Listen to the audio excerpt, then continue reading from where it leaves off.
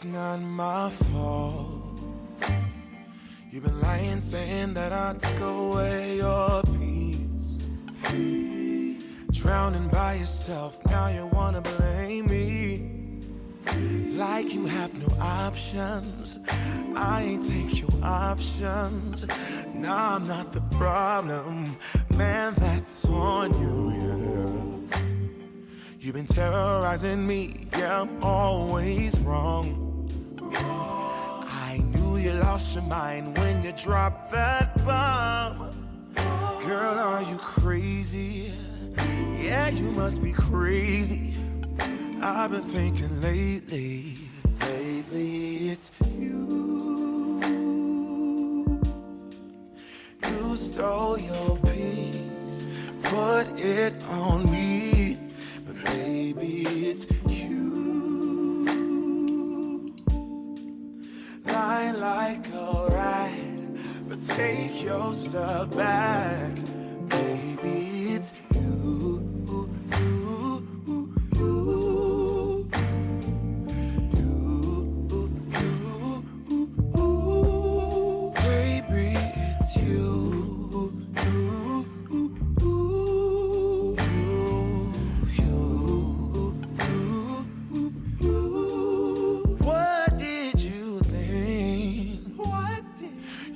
Whatever, and I would never. Yeah. You've been flexing everywhere. Girl, look in the mirror. Man, you so dirty. Yeah, you look so dirty. You were never worthy. Lately, it's you. You stole your peace, put it on me. But baby, it's you. Lie like a ride, but take your stuff back. Baby, it's you.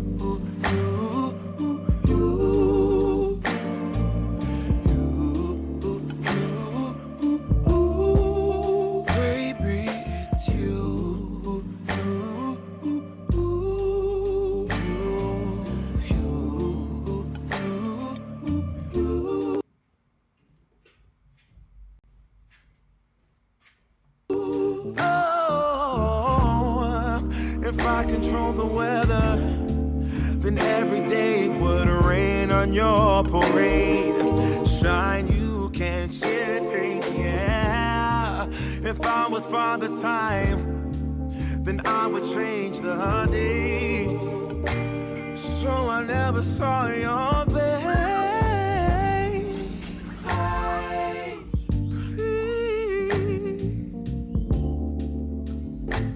What do I have to do to make you go? Oh, baby, it's you. It's you. It's you.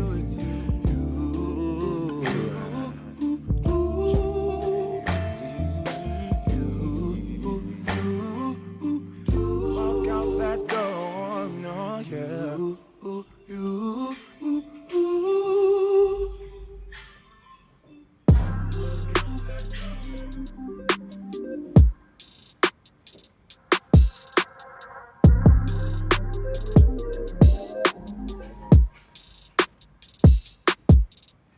Time's been moving slowly, so we already in too deep. Can't get no sleep on each other, heavy teasing all day. And when the sun sets, you asking me to come through, kick it with you. Night turn into morning dew. Then you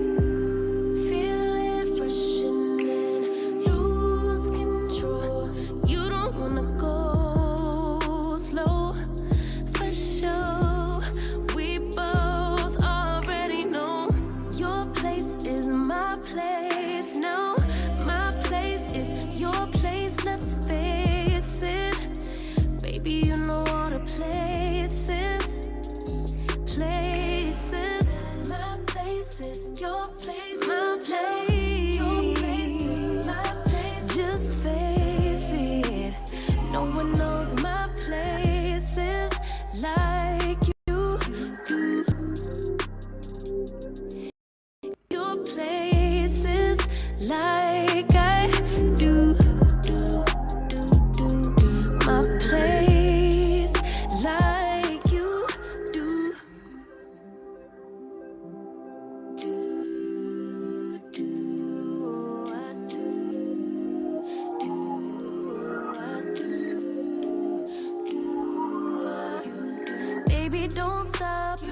got the key to the lock, we in our own zone. Make yourself at home, get to know mine on the inside. We can meet at yours next time.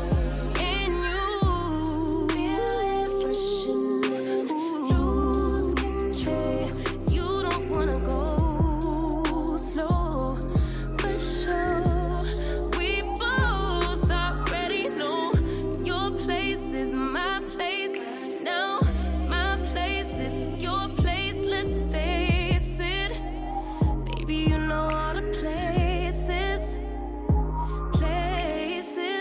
My place is your place. Your place is my place. Just face it.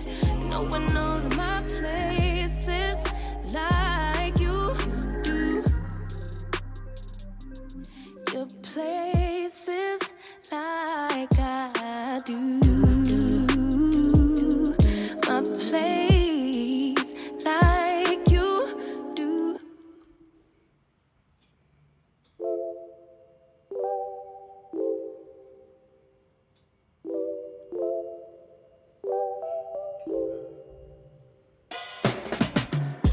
There's a sparkle in your eyes.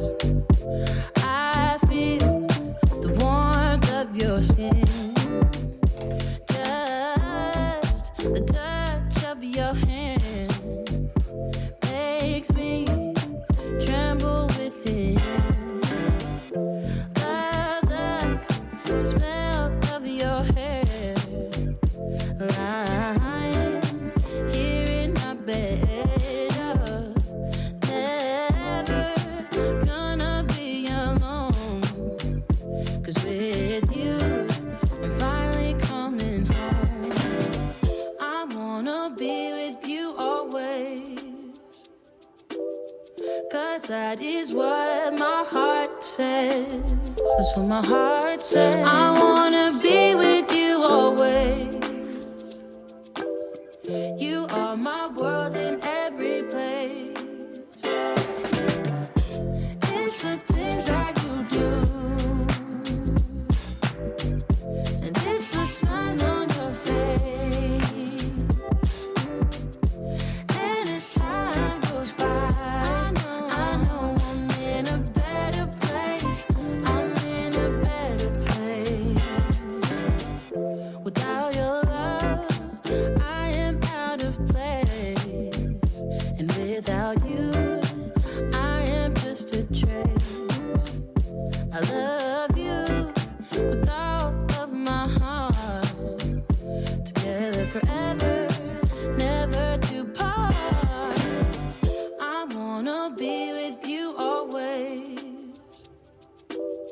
'cause that is what my heart says. That's what my heart says. I wanna be with you always. Always, yeah. You are my world in every place. Oh, it's the things that you do. It's the things you do, baby. It's the smile on your face. Smile on your face. And as time goes by, I know I'm in a better place. A better place.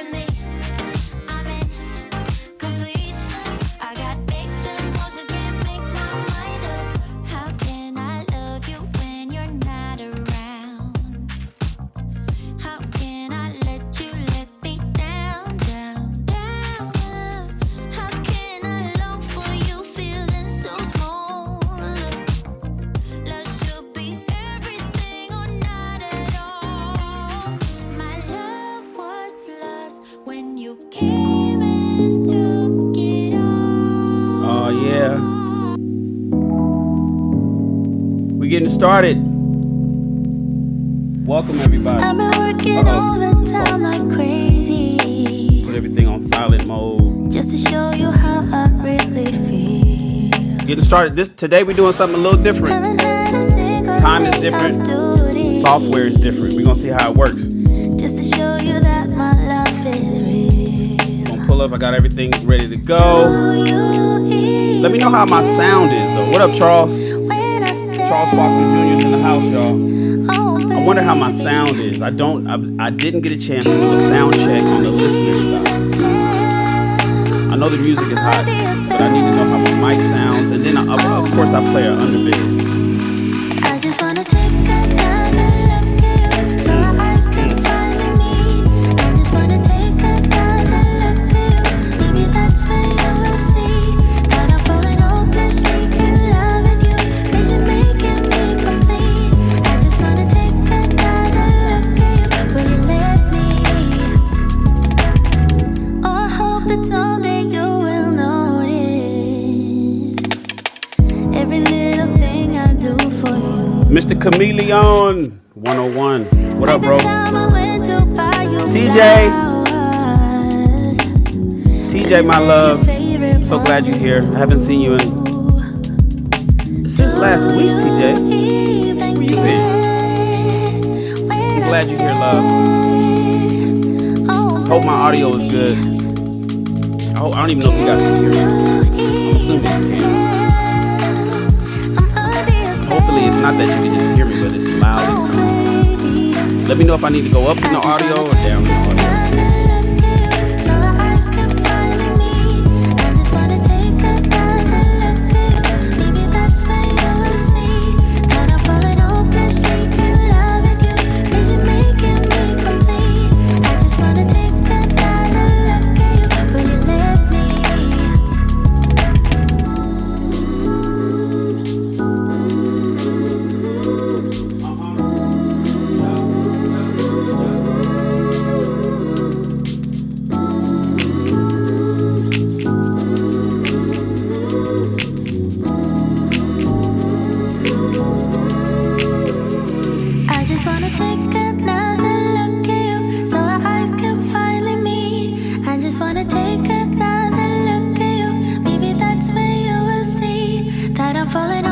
Loud and clear. Thank you, TJ.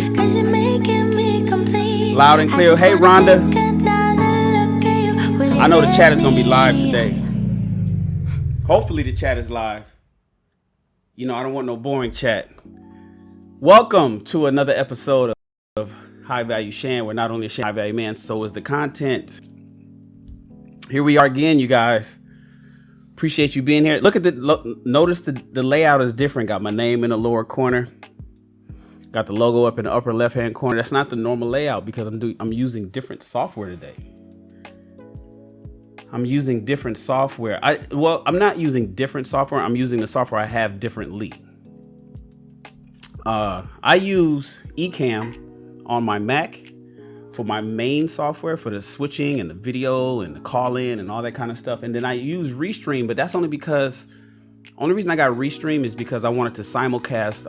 I wanted to broadcast my streams to multiple locations. I have it going to Facebook. I have it going to my Facebook profile. I have it going to my Facebook page.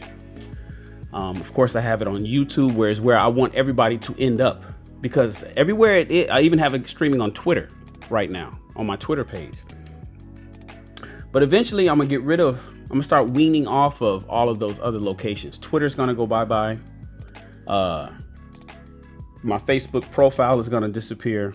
My Facebook page is gonna disappear, and we're gonna concentrate all of my lives and all my videos are gonna be at YouTube. But in the meantime, as I build this channel, because I've had YouTube for forever, right? But I just started streaming on my personal page in the last few weeks. Well, actually, that's not true. In the last 3 months, but 2 months of the 3 months, I was doing some work, and so I didn't do anything. And so now I'm back, and I've been back for about a week. So one of the problems with Ecamm, and this is for everybody, you know, and shout out to everybody that is attempting to start a channel or is getting motivated to get online and start a channel. I know you have a lot of content, you have a lot of thoughts that you want to get out, If you need my help, please ask me. I'm all about it's plenty of money and it's plenty of viewers. You know, aside from the money, it's plenty of people that need to hear your message and hear your voice. And there should be no reason why you just keep it local in your own family, your circle of friends, and your community. Put it out there to the world. You have a lot of good stuff that you want to spread. For me, I tell people, I talk about the two ships, relationships and entrepreneurship. I call myself, I'm a self-proclaimed expert in both. And I give a lot of game in entrepreneurship and running a business, a small business. And then I give a lot of game from a male's perspective in how to succeed and fail in a relationship, since I've done both. And I want to give everybody especially men, I want to give them the tips and tricks on how to not fail and the pitfalls to avoid when looking for women, and the things that they should avoid in themselves, because it's important that men become better versions of themselves. And I know a lot of guys have been given bad game over the years, and I'm trying to correct that. I'm trying to, do recalibrate some of our younger brothers so they grow up to be better men, better husbands. And that's my voice. And I know you guys have a lot of voices out there, and you're just thinking like, man, should I get on YouTube? Should I start a channel? The answer is yes. And so I use software called Ecamm for the main thing. The only problem with Ecamm is that when I bring guests up, and I'm really driven by guests, I really like it when people come on the panel and cam up with me and we have good dialogue, and people like to hear that stuff. And then the chats be going back and forth. People like that. But the problem with Ecamm, I'm only allowed to have 4 guests plus myself, which makes a total of 5 people. Whereas Restream, and a lot of people use StreamYard, I'm allowed to have 10. So you can have 10 people, and those 5 people make a difference, because if I have 5 people talking at the same time over at Ecamm, if somebody else tries to come up, it doesn't even tell me. At least I don't think it tells me that somebody's trying to come up. At least Restream, if the stage is full, or if we got all 10 people on stage, it'll let me know that people are trying to get in, and then I can ask somebody to drop out and make space. I don't even know if that's happening at Ecamm. Not to mention, even if it didn't do that, the limitation of 5 people is really hard. It's really tough, because I want to hear more perspectives, but I don't want certain people to get off the stage to make space. They kind of like want to keep them up there. So today we switched over to Restream. I use Restream. A lot of people use StreamYard. Use one and the same. The reason why people started off with StreamYard, because originally it was cheaper than Restream. Restream was expensive. It's like $1,000 a year. And for the equivalent package of Restream to StreamYard, Restream had their branding in it. Certain things you couldn't do that StreamYard was giving away for free. Restream changed that just in the last month and a half, I think, maybe 2 months, and has matched their services with StreamYard. So now, which one do you pick? It's up to you. It really doesn't matter. In fact, I think even StreamYard still may have a leg up, because it has the ticking scroller that goes across the bottom if you want to have something to say continuously to the people on the screen. Restream doesn't have that, so I won't have a ticker at the bottom going across. It's all good, Jill. But so now I'm trying that out today. So tonight we're on Restream. I'm not using my Ecamm, and we'll see how it goes, because I want you guys to come up and give me your opinions on today's topic, which is dear boss chicks, money chasers, and PhDs. Men don't want you? Do they? Do they not? There's an issue right now in the dating marketplace where women are complaining about doing all the things that they believe that they were supposed to do. Go to school, get educated, become a boss, be independent. And then when it's time to create a family, and these women are now, and these are women, I'm 49 years old. So imagine 20 years ago in 2001, when I was 31 years old. Those women that I was actively trying to date back then, wasn't really checking for men at that time, because they were busy getting their bag. They was busy getting their education, going to school, getting multiple bachelor's degrees, getting their masters. Building a family wasn't a priority at the time. And now what's happening is women, after they've done that, they get into their 30s. they get into their, they get to their mid 30s, they get to their 40s. What do they call it? No man's land. They get into no man's land, and they're looking out to go start a family, and the men ain't around. The men aren't around. Shout out to the lead attorney. The TLA had a show today, and I was going to cancel this show because I had the concept. Today's show was thought about before TLA had posted his, but I didn't post it. And then when I jumped on TLA's live, and of course I watched his because TLA is dope and he has really great content. They were talking about some of the stuff that I'm going to talk about tonight. But when he was mentioning April Mason, who's a friend of mine, she's out in Atlanta. In fact, when she made that post about quitting her job, I talked to her the next morning. Shout out to April Mason. She's super dope. Love her. I thought it was going to be more about that, but he actually started talking about some of the content that I was talking about, that we're going to talk about tonight. But it's cool. With space for everybody. So, and I'm not even sure if TLA is still running his show because I had to get prepped for mine, so I had to jump off. But his show was about women who are disagreeable, defensive, and argumentative. Disagreeable, defensive, and argumentative. And that's something that April Mason had mentioned as to why she quit her feminism, her bringing in new clients in her feminism professional service. So shout out to him. But here, let me tell you what I wrote in the description of this particular broadcast, and we can get into it. Ladies, you put off having a family. You got your associate's degree. Hold on a second. You got your associate's degree. You got your undergraduate degree. You got your master's degree. You got your doctorate degree. You got all them degrees. I know, I'm gonna keep it 100 with you. I'm here in Los Angeles. More of my homegirls got the degrees than my homeboys did. The girls was on it when it was about going to school. What up, Bridging the Gap? What up, Joel? It's good to have you here, bro. What up, Jim Rat? But while in your 20s, you ignored the men who loved you and instead became a girl boss. The ladies became girl bosses. What year did that song Independent Ladies with Destiny's Child come out? What year was that? Could somebody look that up and put it in the chat for me? I'm curious because they was big on that. It was Lil' Kim and it was Foxy Brown that came out and women's liberation and the sexual. Lil' Kim really started that whole sexual liberation in the music that she was putting out there, and women was loving it. It was like, basically, I don't need no man. And women became girl bosses and they became power women. They became lady CEOs and EntrepreneuHERs, etc. And now that you've gotten your extreme education, now that you're putting your career first, you worked your way to the top and got your executive position. Now that you chased the bag and got your business going, you finally want a man. You finally want a man. So you were taught all of these things to go out there, but never were you taught to be a wife. Often, most women in the black community who were young in America was not taught to be a wife. Let's keep it 100. You was taught to be independent. Your father told you to be independent. Your mother told you to be. You saw the independence in your mother because you probably grew up in a single parent home. Dad probably wasn't around or was down the street or around the corner. You were told to make sure that you don't worry about getting into a relationship or getting married. You're too young. You're too young to get married, girl. Don't worry about that. There's plenty of time. There's plenty of time to get married. You don't have to do that right now. And so you now finally want a man, and you don't understand why you can't seem to get ones that you want. You can get a guy. Women have no issue, and let's keep it 100, you guys.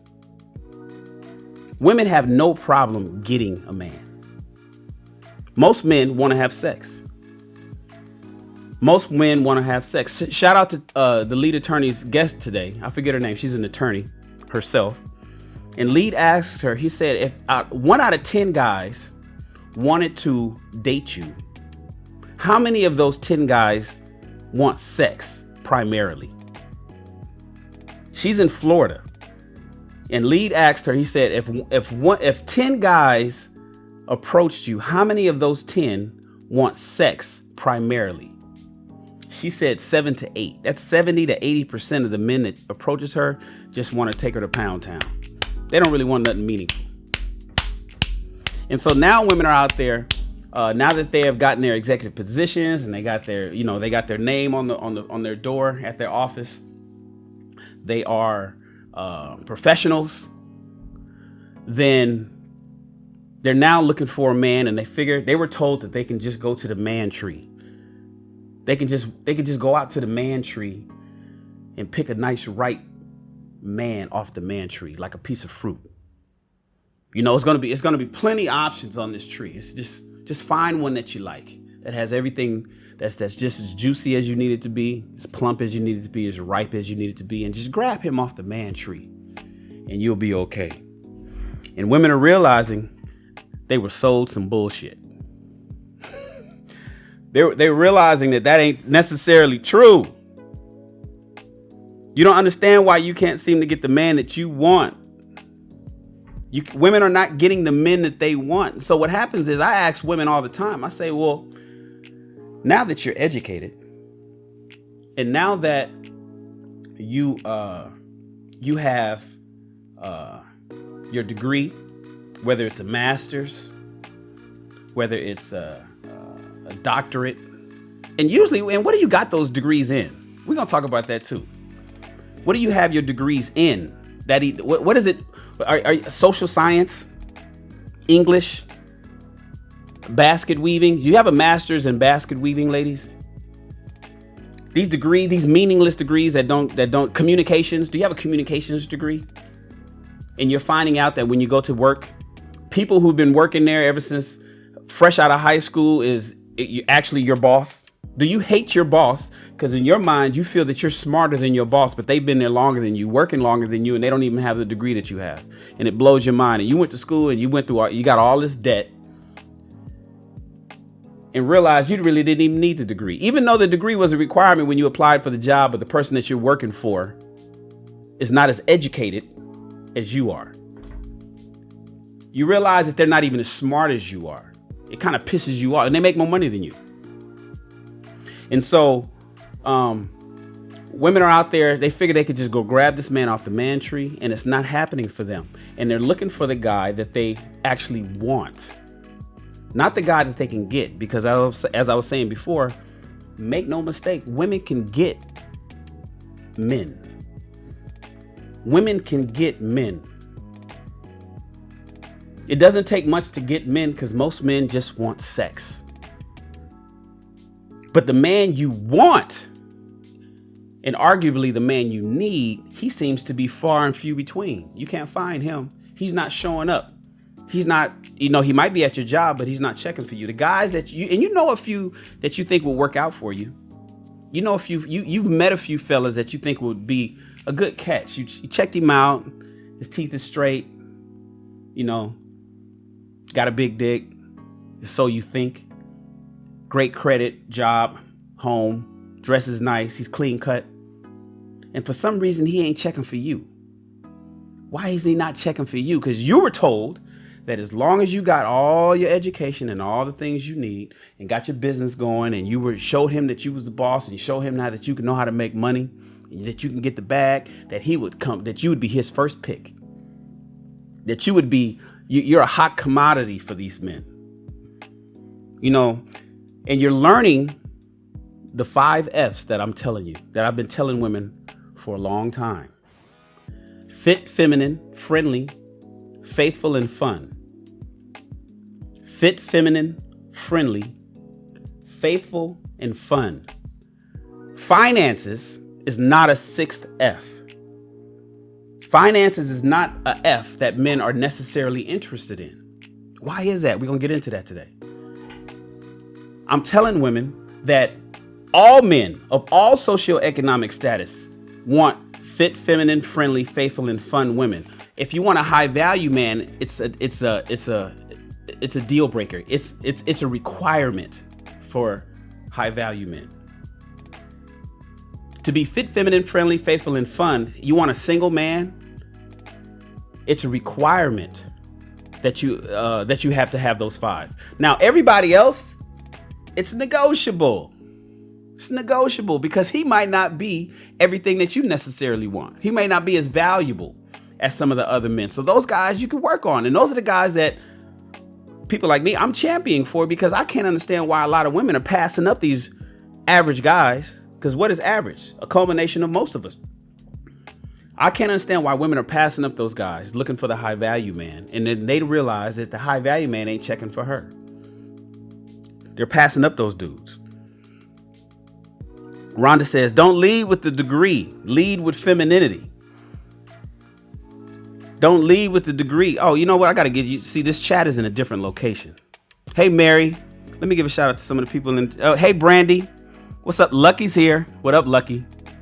How you doing? Brad, he said, you already clarified it, but we just have to keep repeating, clarifying. Women can, in fact, get the man they want from a smash perspective. However, they just can't get these men to marry them. So that's what we're talking about right now. Women can get men, all of you. I don't care how you look. I don't care how much you weigh. I do not care how educated you are. I do not care if you can cook. I do not care if you can clean. I do not care if you are fit, feminine, friendly, faithful, and fun. I do not care if you have any of those attributes. You can get a man because most men want to take you to Pound Town. Most men want to take you to Pound Town. That's getting a man. But as Big Bad Bull says, can you keep one? Can you convince one to marry you? See, that is the threshold. That's the goal line. Not just getting men, because I know some pretty sexy women who's problematic mentally, who's serial daters. They date all the time. They always are going out on dinner. They always, and invariably, they're always getting smashed. And I know a lot of you ladies don't think body count matters. Okay, you can keep that. You can believe that if you like. What up, Destined for Greatness? What up, Rhonda? Don't lead with the degree. So listen, keeping a man is the goal, ladies. Forget about getting a man. That's not even something that us men give you props for. That's not something that's something that nobody gives you props for, getting a man, because it's easy. It's no problem. You can organize a gangbang tonight. How many is going to want to spend the night and stay? How many people are going to want to stay with you long term? What are you doing to keep a man? And that's where we're lacking. That's where ladies should start paying attention to and getting the tutelage from people like April Mason, getting tutelage from women who's successful in marriage, getting tutelage from women who's failed in marriage to get the game that if they were going to be honest with you, because it's important that they be honest with you. You know, you go out and you get a lot of information from people who have failed relationships and they won't tell you the truth. They'll tell you all the shit that you don't need to hear because they want you to join their gang. They want you to be part of the Golden Girls. And that could become a problem as well. What up, Ace? I'm glad you caught it. Hey, Cooper. I'm glad you're back, K. Cooper. I'm glad you're back. So, you know, there's 5 things that men want. And these are the 5 things that I'm talking about is what keeps a man. It's not what gets him. All you got to do is be kind of cute to get him. To keep a man, you got to be fit, feminine, friendly, faithful, and fun. If you're looking to keep a man who is single and he's in his financial stride, if you got a guy that's high value, you have to have those 5 things. Where do you find a man that's marrying or considering her to be a long-term life partner? Let's remove the marriage aspect of it. Say people don't want to let the government all up in their relationship. They don't want a whole lot of paperwork going on. They don't want to be married to the government. Hold on one second. I got Photoshop popping up on my screen. They don't want the government to be all involved in their relationship. And so maybe marriage is not on the table for those people. But if he locks you down and makes you his woman and proclaims it to the world, you got to be those 5 F's. Other than that, he's just a smash buddy. You know, and at some point there was a shift in the universe, and I'm not sure at what point it was. I'm assuming it was around 2000. That's why I referenced the Destiny's Child song, Independent Women. That's like the flagship song. There's a whole bunch of songs out there, right? But that's the flagship song that shifted women to becoming more bosses and less submissive to their men. less catering to their men. I think even Destiny Child had a song called Cater to You, but women didn't like that song when that first came out. They had a problem with that one. In fact, I think maybe 2 years ago or a year ago, they tried to cancel that song because they were saying, how dare you be out there talking about cater to your man. That's what feminism, modern day, version 4.0. Because some of the old school feminism was cool. The modern stuff has got women, has pulled the wool over a lot of women's eyes. So there was a shift in the universe that convinced women to become something that it wasn't conducive to the nuclear family. And that has become a problem. And now that problem is being laid out right before our very eyes. Now that problem is almost causing like a gender war between men and women in the black community, particularly when it comes to dating, because now we have the rise of people like Kevin Samuels. We have our girl April Mason out there saying what she's saying. She's out there trying to do things, but she's running into problems. And we can get into the April Mason thing. I don't want to make today's topic about her, but people ask me, Shannon, who needs to work on what? Do men need to work on themselves? That's my task. My task is to get men to be better men. But to be honest with you, the relationship breakdowns, I don't think is things that men need to necessarily do as much as women need to work on themselves. I think the people who have been fooled the most, because I believe men got some shit to do too. We got some shiftless niggas out there. Let's keep it real. Right, and I'm trying to combat and work on them dudes every day. But women have a bigger hurdle. And that's prevalent when you see people like April quitting and saying, yo, I'm sick and tired of what's going on. I didn't even pull up her information, but you guys can go to her Instagram and see her post. She talks about it. And then she went live yesterday and doubled down. The live is available on her Instagram as well. And so now women ran out and they became these wonderful career women, nurses, attorneys,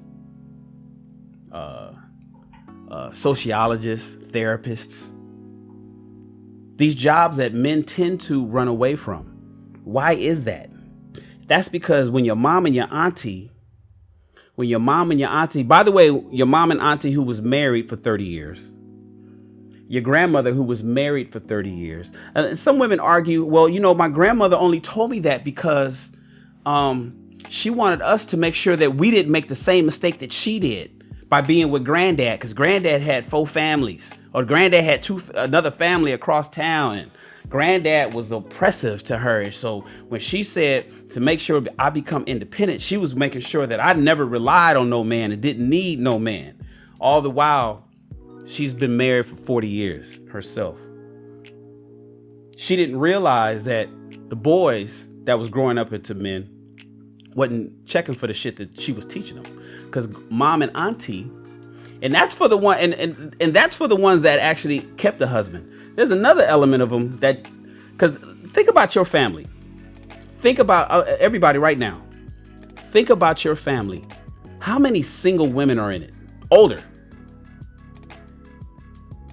I know you got a couple uncles that's been with his wife for 30 years. Maybe your mom and dad has been together for 30 years. I'm speaking on them first, but now let's talk about them single ones. The ones that advise you to go do hot girl summer. Let's think about how many single aunties you got. Single sisters you have. And think about the advice they given and the advice that they've been giving the little girls. That is the issue I have. They want you to be part of the Golden Girls. I pulled that picture up. They want you to, and this is what society did to you guys. This is what society did because they put these kind of TV shows up. They put these TV shows up. Everybody watched it and blanched and thought it was a wonderful thing. Is this where you ladies want to end up? Being educated and lonely with a cat or 5? Is this where you ladies want to end up? being argumentative and being combative and not being agreeable and not being cooperative with your man. Always have snapping back and being extremely cantankerous and always want to fight and got to say something and always got to have the last word. Is this where you want to end up? Because this is where you're going. I love the Golden Girls too, K. Cooper. I love the TV show, but now that I think about it, that was programming. Think about the Golden Girls. We ain't even got to talk about Sex in the City. We ain't gonna even talk about Sex in the City. My first wife loved Sex in the City. I didn't realize what it was doing. She loved Sex in the City. I didn't realize what it was doing to my own marriage, to her own mindset. Can you guys imagine what was happening to the mindset of women who was watching Golden Girls? I got another one for you. Check this out.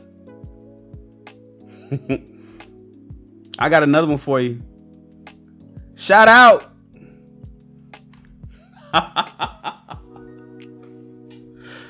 Don't hate me. Don't shoot me. I'm just a messenger. The success of the Golden Girls was so wonderful that they made a black version. If not, made it at the same time. They made a black version for you ladies. They said, look, this is what you want to be. They put it on TV. This is way before the internet, before Instagram, no Facebook. This is prior to most people having email. This is before TikTok and Twitter. We were all running home to watch Living Single. It's in the fucking title. It's in the title. Yes. Yes, Maya. Yes, the Golden Girls conditioned you. It conditioned men too. It conditioned men to deal with single women and say that that's okay. But women were programmed, were the target. Living Single was targeting you sisters to say you can do it like these sisters. I know you love the TV show because they got rid of the Cosby Show. The Cosby Show didn't even work. And when they did have the Cosby Show, no, you know what they got rid of? They got rid of Sanford and Son and Good Times. Most of y'all don't even know what the hell I'm talking about. Y'all not old enough to even know nothing about about Good Times. Sanford and Son, TV shows like of that nature. You know, where everybody sat at the dinner table. You know what came after that? Three's Company.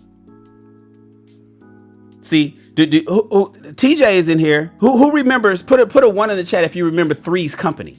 It ain't gonna be that many ones in the chat because y'all don't know nothing about Three's Company. That was the next set of programming after. See what I say? TJ know about Three's Company. 2 women and a gay guy. Programming. They got rid of Good Times. They got rid of the family. They don't want you watching no family stuff. Oh, it's a few of y'all. Okay. Mickey Red knows. Kate Cooper knows. Rhonda knows. AP Queen Sale. Oh, so I got some people who either went and watched some reruns or grew up in my era. If y'all know what Three's Company. We watched Three's Company. Happy Days was done with. Happy Days was done with. Happy Days was a family show. Leave It to Beaver. No, Leave It to Beaver. They got rid of that family shit. They said we need to make these women independent of men. We need to make the women independent of men. And so they hit us with shit like Three's Company. Then they hit us with the Cosby Show. And the Cosby Show said, look, you could be a doctor. And your wife can be a lawyer and everything will work out fine. You can have 2 alpha personalities in the same house. You can have 2 bosses. You can have a man who submits to his wife and a woman who submits to her husband equally, the same way, and it'll work out for you. And people actually gave that shit a shot and found out it didn't work. And then they switched over here to Living Single and Golden Girls and started programming people like that. And then came Sex in the City. Then came Sex in the City. I don't have a picture for that. I probably could pull it up, but I'm getting used to this software. Amber says, mind you, the cast in Living Single was mid-20s, which is to be expected for a 20-something-year-old who has graduated college. So where's the issue? The issue is these women, well, we're going to get to the issue. I'm going to talk about that. The issue is they didn't know how to turn off that independence. Women don't know how to turn off that independence, and they bring it home, and they become combative with their man. The programming was real as fuck in those times. They were destined. They were destined for greatness. Absolutely. Yeah, conspiracy theories, but they're playing out in real life.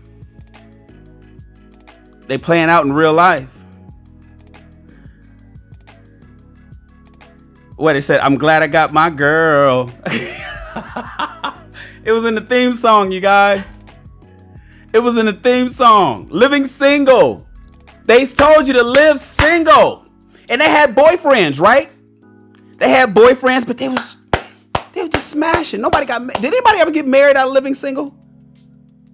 Did Martin and Gina, the Martin Show, did Martin and Gina, did they ever get married? Or were they just shacked up? Can somebody in the chat let me know if there was an episode of Martin where Martin and Gina got married? And if they did get married, was it in the end? And how many years were they together? Then came the Girlfriends. I forgot about that TV show, Girlfriends. You guys how many people don't believe that TV is a form of reprogramming people's thinking?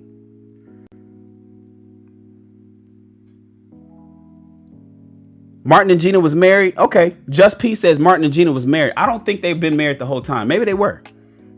I don't remember them being married. I knew they shacked up and lived together, and I know that she was riding like a wife, but I don't know that they was necessarily married through every season. But maybe they did. Oh, they got married to the Brian McKnight song? Okay, cool. All right. Oh, and Sinclair got married in Living Single? One of them did? Okay. They had to throw everybody, but they had to throw a bone. They had to throw us a bone. Man. And so this kind of stuff is what they sold everybody. They sold us this shit. You know? And then people believed it and they played it out in a relationship. Somebody said, how did this actually work? Well, here's the problem. Here's the issue. When you become so independent and remember the frontal lobe in the brain is not developed till around age 25. So if you make it through college, if you graduate high school, let's say on average at 18 years old, then you spend 4 years in undergraduate. You spend 4 years in college. So now you've gone through college all the way through age 22 on average. You're graduating around age 22, age 23. Then you graduate, then you go get a job, and now you're a junior executive at some job somewhere in America. And now you're out there, and women are out there fighting, becoming educated. They're fighting, getting hired. Then you have the whole, you got the pay gap, which I believe is kind of a fallacy based on the way they crunch the numbers for the pay gap. But nevertheless, let's say that you're out there competing with men.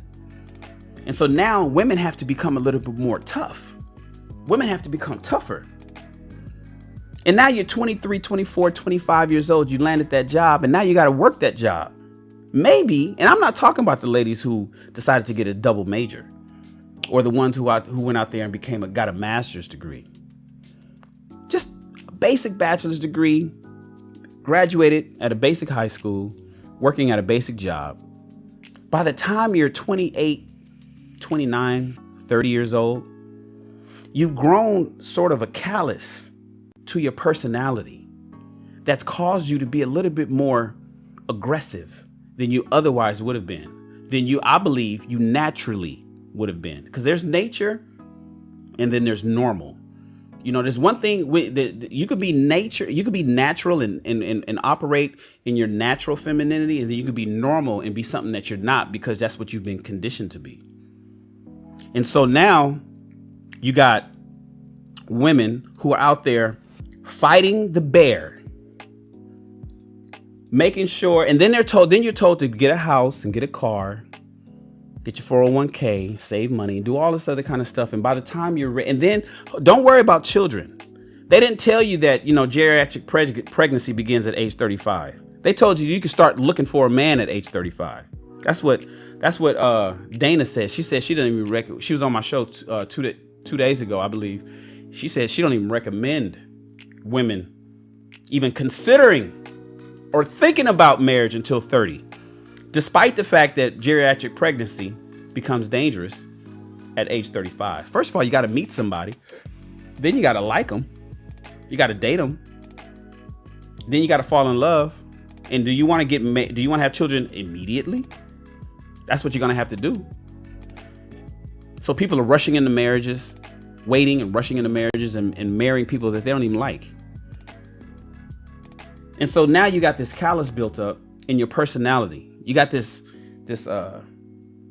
you know, in fraternity terms, you got leather ass.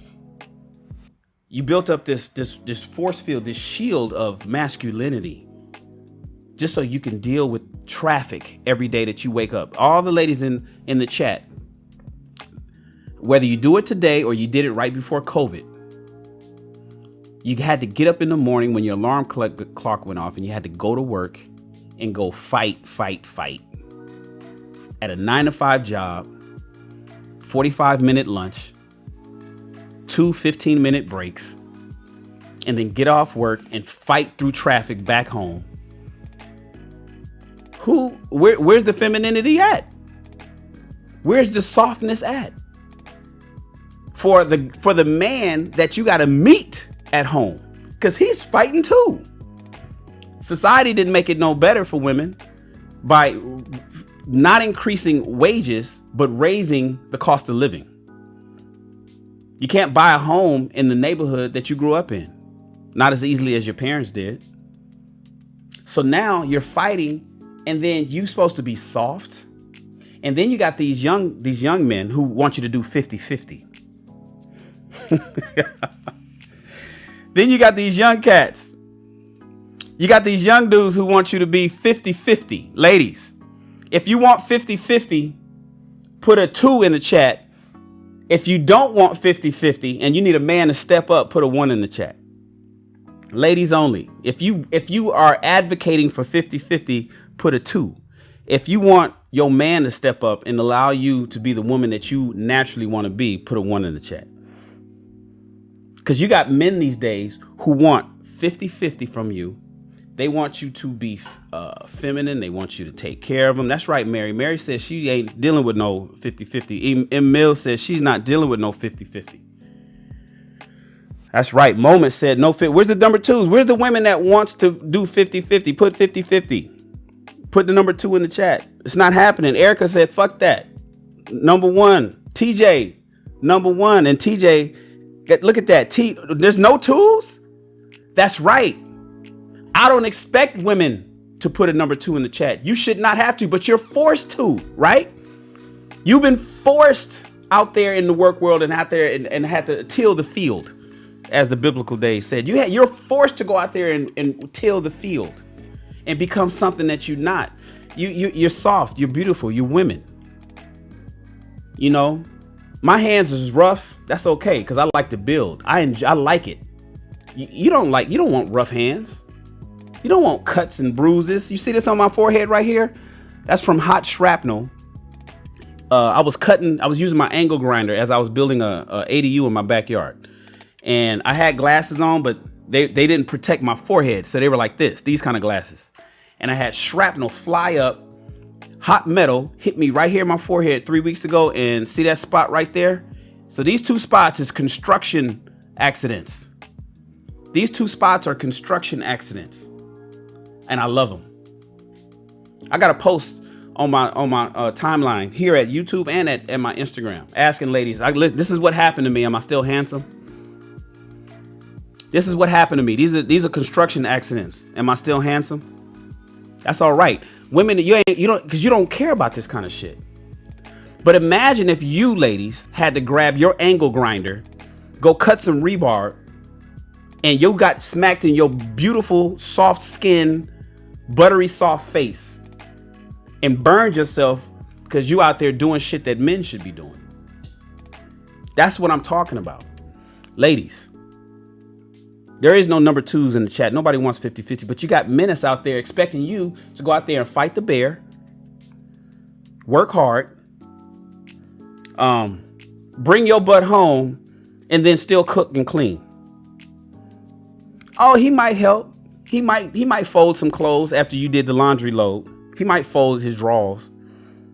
You know, he might, but if everything's working and there's nothing to fix, he just wants to get on his game and just chill. And brothers, I ain't with that. Brothers, I want you to come home to a nice, comfortable house with a nice, soft woman to take care of you. That's why you got to step up. Whatever you make and your woman makes,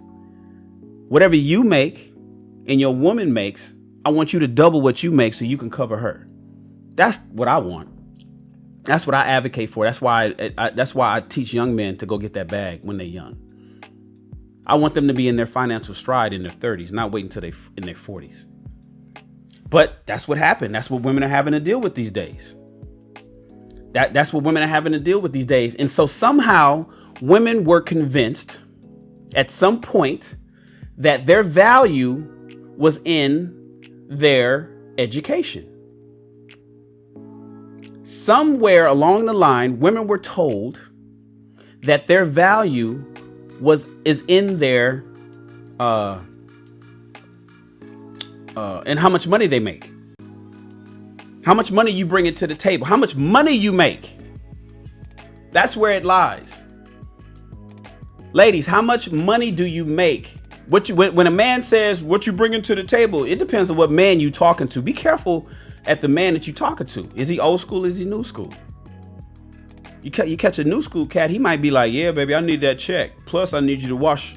I need you to clean. I need you to bust it open in the bedroom. I need you to take care of the kids. I need you to change them diapers. And yeah, and then go to work too. Come on. Somewhere along the line, women were told that their value was in how much money they make and how educated they are and how accomplished they are and how many plaques they have on the wall. And somehow, when I tell you that fit, feminine, friendly, faithful, and fun doesn't include finances, people get bent out of shape. They don't understand that. And women are starting to realize that these days. Women are starting to be upset about that these days. Here, let me show you this little quick video. This is from my frat brother. Let me show you a quick video. How do I use this thing? Show you this quick video.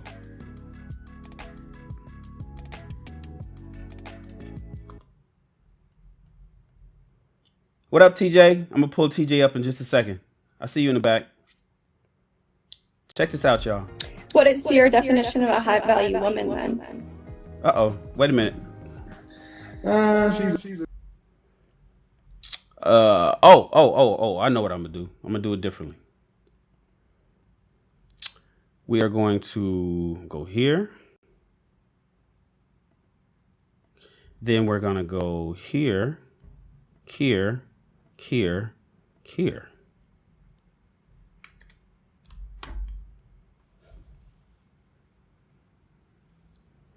High value woman.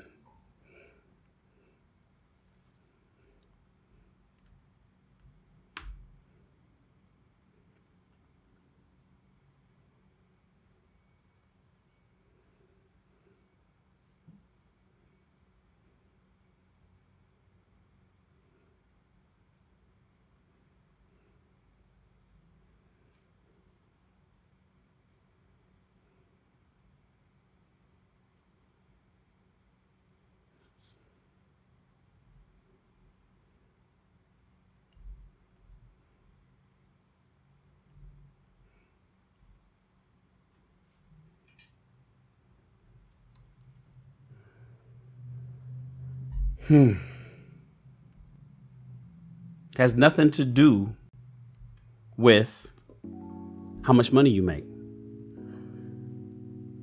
Notice that Kevin did not mention one time how much money a woman makes when it comes to high value women. In fact, I almost kind of disagree with Kevin's definition of a high value woman, because I believe a high value woman is actually defined by the man that she lands. I believe a high value woman is as valuable as the man that she lands. But there's nothing to do with money. And the girl asked, so it has nothing to do with it because it matters not to us. Ladies, you heard, my money is your money, and your money is your money. That's how men think about it. Oftentimes, no matter how high you get in your education and how high you get in your job and how much money you make, oftentimes men are the kind of guy, you just keep yours, or you pay some paltry menial bill, cover the gas bill, or pay for the cell phones every month. I got everything else. I got all the insurance, medical insurance. I got the car insurance. I got the mortgage or the rent. I got the car notes. I got the DITA. I got the water and power. I got daycare. I'll pay for all the food that we eat. You cover T-Mobile. You cover T-Mobile, and you probably got the cheap plan that's $50 per person. You cover T-Mobile, baby. And all the extra money you make is yours anyway. Men don't even calculate, or shouldn't calculate, the money that you make into the grand scheme of things. Most of them don't. And that's why, especially when it comes to high value men who are of a certain means, who's making a certain amount of money, they don't even consider it because they figure, what good is that for me anyway? They figure, what good is it for me anyway? So now you got, hold on, let me close this out. You got men of high value, and most women want a high value man. We talked about this yesterday. 90% of women want 10% of men. If you did land one with your degree, are you leading with your degree and you leading where you work and how much money you make? Or are you leading with your femininity and your ability to cooperate and to be nice and to be faithful to that man, to take care of him, relieve him of daily stress? That's important. I want you guys to talk about it. I want you to come up, pull up. I'm on my new setup today. How do I put this? Oh, let me put it up here. This is I want y'all to call into the show. And if you got a channel, you can share the shit to your channel. I tick the setting that allows you to stream it to your channel to let your followers see you up on stage. Pull up. This is what I want to talk about. Ladies, specifically. What are the outcomes that you're getting with all your education and money that you're making? Are you landing the men that you want? And if it's not you, are you in your girl circles? How's it working out in your girl circles where your girls who's educated and making a lot of money and she's a boss and she has a business and she's an entrepreneur, she's landing a man that's keeping her and wants her long term? Well, I'm not even gonna say marriage. I'm gonna say long term. Talk to me. Come on up. Cam up. I want to talk to you guys about it. If you know, or do I know what I'm talking about? What up, TJ? Shout out to Pretty Girls Run. Thank you, Pretty Girls Run. She hit us with a $19.99 super chat. Love the show, Shan. I love to talk about it. I love being here. I appreciate you. Thank you so much for this. You didn't have to bless the show, but did anyways. So thank you so much. I appreciate that. Thank you so much. TJ. Hi. You're in focus. Your audio is perfect. How are you, love? I'm good. Thank you. I love your camera setup and everything you have going on there. I switched up today, TJ. I don't even, okay. So I'm using what most people use. Like, I think for your show, do you use StreamYard? I do. Okay. This is equivalent to StreamYard. This is StreamYard's direct competitor, Restream. So there's a few of them. There's like, I forget the other name, something.fm. I forget the name of them, but the I'm sorry, Restream and StreamYard are head-to-head competitors. They're like BMW and Mercedes-Benz. The thing about it is StreamYard was always more affordable, so StreamYard picked up faster and caught more users than Restream did. But Restream is kind of the OG, and so they were kind of like charging a little bit more money. Problem is, StreamYard kind of outpaced them in the technology. And so I jumped on the Restream bandwagon simply because I was using Ecamm. Both of them have the similar capabilities, but Restream had to release some features that they didn't give us just so they can keep up with StreamYard. So now they're about the same, but none of them are as good as Ecamm. I'm a Mac user, so I use Ecamm, and that's why I'm able to do all my fancy screens, and I can move things around. Like for instance, that logo up in the upper corner right there. Let me switch it to my white one. That logo in the upper corner right there is stuck right there. I can't move that around. I have to do an overlay. Whereas at Ecamm, I could put that wherever I want. I could make your logo, your name, whatever I want. So this is cool. The only thing that's my saving grace is my camera equipment set up in my whole. This is the living room of this house of this house, and so. That kind of saves me in terms of looks, but I prefer Ecamm. The problem with Ecamm is I can only have 5 people on at the same time. TJ, How many can you have on with this one? 10, just like StreamYard. Okay. We can have 10. That's why I want you guys to cam up. So anybody that wants to come on up. I want you guys to come on up. This one we can have 10 people. But TJ, yes, sir. Welcome to the show. Thank you. TJ, you're married, right? I am. You are. See, TJ can give some of you ladies some game. TJ can give some of you. TJ, the thing about it is when we talked the other day on my show, I was kind of happy at the things that you were saying. And I think I was telling you, please spread that word, because a lot of women who are our age, don't really sing the same tune that you do, but they also aren't getting the same outcomes that you have. Like you've been married, I think 2 years, right? Yeah. There is an echo, so I don't know what it is. Is it me? You getting an echo? Yeah, somebody else here too. You gotta have only Restream up. So if you have YouTube playing on something else, turn it off. Okay. I don't have anything else open. No? Hold on, let me see. I don't think it's on my end. Let me see.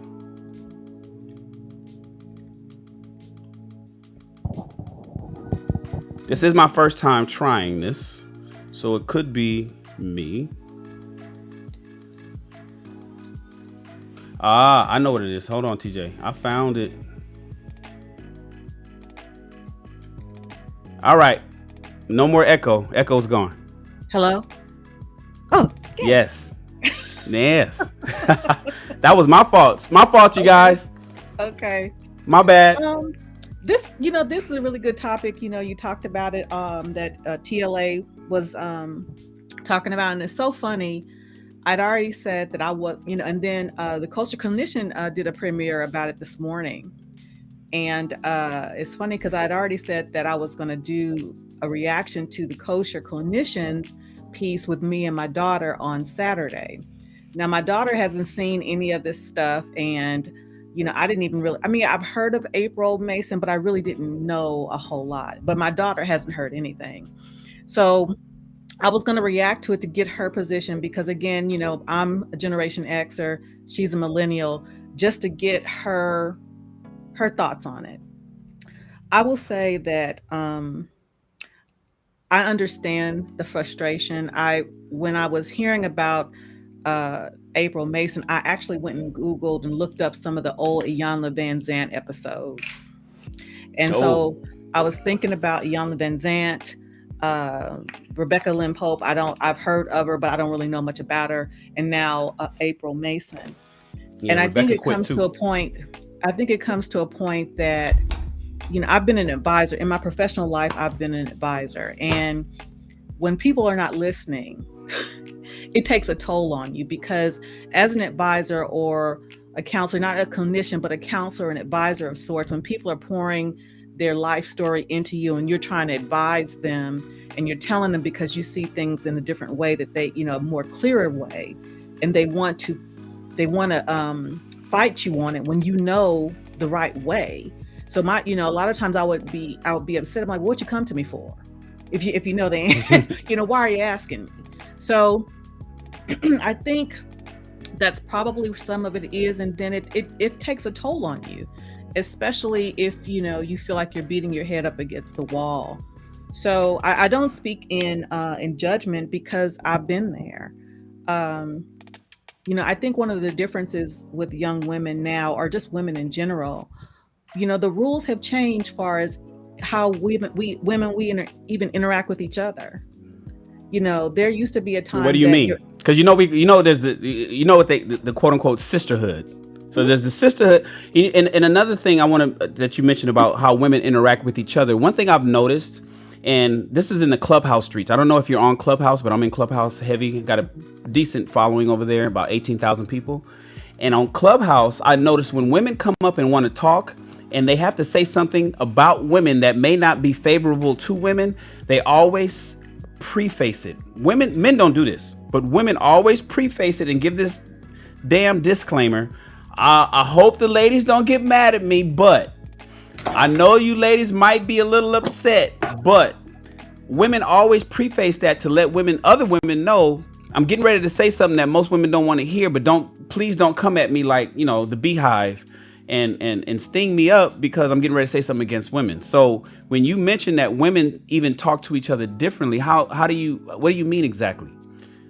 Is it because there's a split in women's ideologies? Some women are old school and some women are new school, or, what do you mean by that? I think so. I'll give you an example. When I was growing up, and when I say growing up, I mean even into college and early adulthood, me and my girls, we had rules. We had rules about, we didn't date each other's boyfriends. We didn't let each other go out looking crazy. We called each other on our bullshit. And even though we didn't like it, we listened because we cared about each other. And even if we saw another sister out, we could, hey, sister, I understand what you're doing, but you're not presenting your best self. You can't do that no more. No, look at what they did to Monique. You can't do that no more. The Bonnet crew. Yeah, and we had rules. And again, it's just, and we had a code to each other, but it was a different kind of code. It was about class, dignity, and respect for each other. And we could tell each other, hey, sis, you putting out something you might not want to put out, and they would receive it. Or even when we would tuck their tag back in their dress or something like that, they would receive it. Now, straighten her crown. One queen straighten another queen's crown. You just hating. Oh, you just, you don't like what I'm wearing because you wish you could wear it. No, because my mother used to say, just because you can don't mean you should. So that's what I'm talking about. And it's a thing that we are, and I'm speaking in general terms, combative. I was one of them. Wait, you? I thought you said you grew up in a situation where you weren't like that. I'm talking about toward men. Oh, you talking about to men now? Okay, I thought we were still on women to women. No, okay. No, I was combative.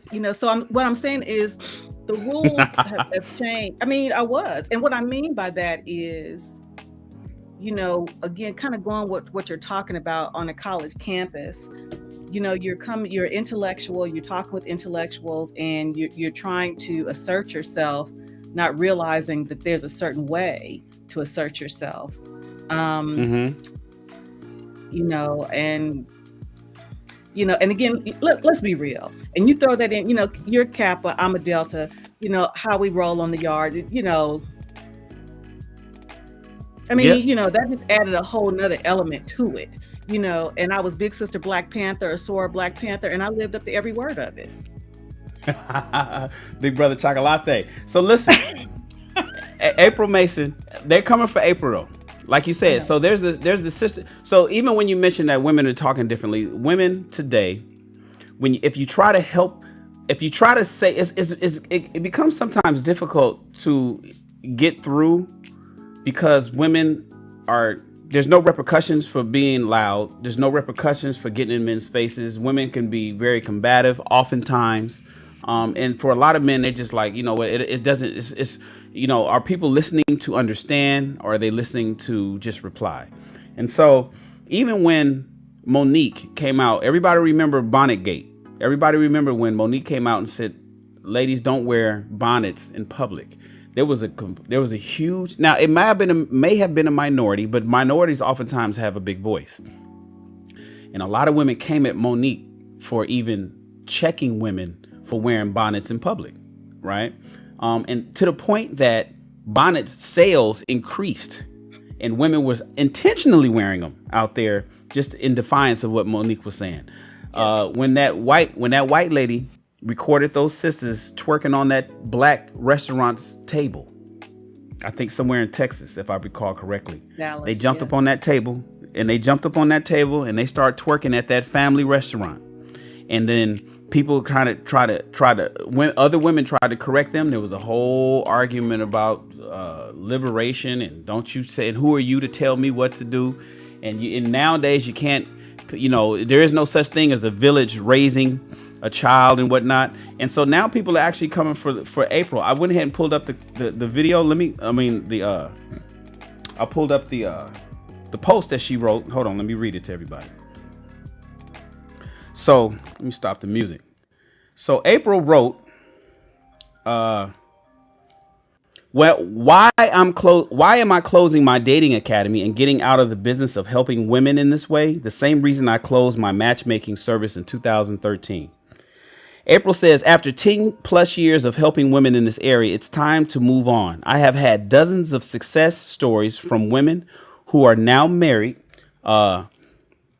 engaged, dating high caliber men. My track record speaks for itself. However, the majority that come to her, so not necessarily the public and whatnot, she's talking about the women that come to her. And mind you, April is a professional dating coach. She teaches femininity to women, and she's out of the ATL. Mm-hmm. She's very popular. She has like 400,000 followers on YouTube and thousands of followers on Instagram. She's extremely popular.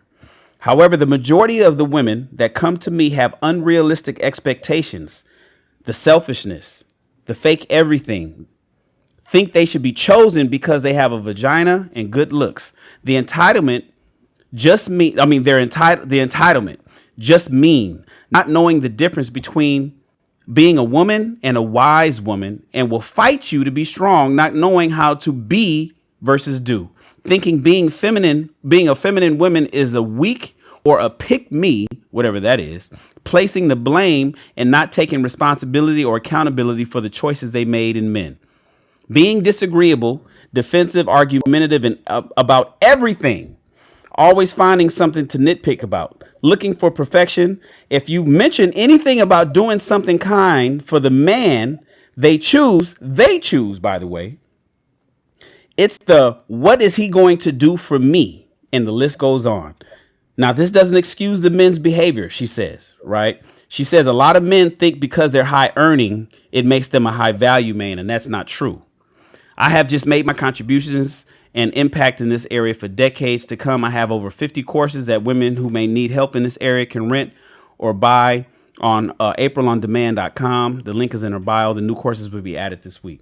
Now, April put that out there day before yesterday, and it went viral. A lot of people are talking about it. They're talking about it in these relationship streets, primarily because April is super popular and has been trying to help women forever. But it makes it it highlights what men have been saying for a long time, especially when women are now saying it, and women who's professional in trying to help women. But as a result of her putting that up, she got people coming for her. She got women coming for her. And so let me ask you, TJ, getting back to the shift in the universe, as I called it before, what is it that changed from when you grew up, where you were growing up and a woman would correct her girl and it was no problem, where you grew up and you knew how to be, well, maybe, I don't know, because you said that you was combative at first, but then somehow you woke up and now you landed a new man and you've been happily married for the last 2 years. What has changed, maybe even in your area, from the 60s and the 70s that got women to the point where relationships at home aren't working so well. I have my theories and I could talk about them, but I want to hear it from a woman before I say it from me, because really it's not my place to teach women or talk to women about what women should do. It's really for you. The women should be listening at you. So I'm curious to know, what do you think it is that got women to be so cantankerous and rough and masculine and uncooperative today? You know, I think there are a myriad of reasons. And one thing I will say is this. I can say that I'm combative now, but at the time that I didn't think that's what it was. And I think that is something that we really should consider, because again, I just thought I was being assertive, being smart, being intellectual, being strong, but not realizing, and there's nothing wrong with being strong, but strong or self-sufficient, I should say. Mm-hmm. But we didn't know that that's what we were doing. And I said there are a myriad of different reasons. One of the things that Suzette, the lawyer on TLA, was talking about, she came from a 2-parent home. I think her parents are from Jamaica, still married to this day. She came here at the age of 3.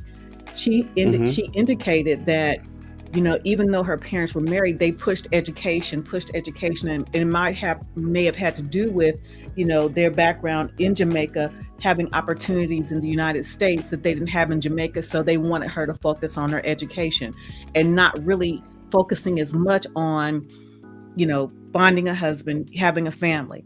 So you have that dynamic, because again, the previous generations want the other generations to do better than they had. Well, in my case, I was raised by a single mom. Well, my mother wanted me to not only my mother, my grandfather, and I often refer to him because my grandfather was born in 1910. So you have that dynamic. My grandfather was born in 1910. Even my grandfather was warning me not to think about marriage at an early age, because again, you're going from a mindset of the opportunities that were available to his granddaughter that were not available to him. You have his daughter who's raising 2 daughters by herself and seeing the struggles that she has to make. So she doesn't have a point of reference in saying, well, don't do it the way that I did it. Try to find a husband. So you have a myriad of variables. And I think it depends on the situation, but I think there are a bunch of contributing factors here. But one of the things I think started to break down, and it's so funny that you talked about these various songs, independent women and stuff like that. I remember that, dancing to them and all that kind of stuff, and thought they were fun. But I think that the major thing is that we thought that we had time. We did not know that going into these corporate settings, or in my case, going into the military and, going up the chain, whether it be military or corporate, you were hardening yourself because you were on the battlefield in the workforce. So that made it harder for you to soften when you would interact with a guy. So all these things were happening, but you weren't aware that they were happening until you look up at, in my case, I was 36, 37 plus, and I'm still by myself, So, I just, I'm not offering it as an excuse, but I definitely say it's contributing factors. And you just didn't realize it at the time because you were going about your business, doing what you thought was the right thing to do at the time, only to find out it wasn't. Real quick, shout out to Jess for the super chat. Hey, thank you, Jess. I appreciate you for the $5 super chat. You didn't even have a message. You just wanted to get to shoot your boy $5 in support of the channel. Thank you so much. I appreciate you for that. Yes, TJ, absolutely. And dig this, TJ. I agree that you touched on the reason why I think and this is just my own anecdotal point of view. The reason why women are having trouble with men is because women were sold to be independent. They were sold to be bosses. They were told to become entrepreneurs. They were told that they don't need a man.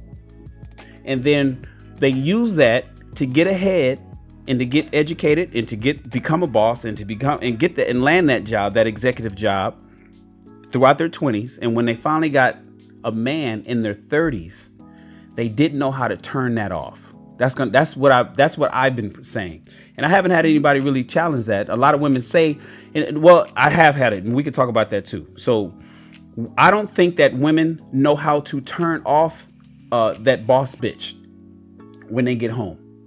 I tell people all the time, there's 3 types of relationships. There's one where there's 2 A-type personalities. There's 2 bosses in the house. They're going to clash.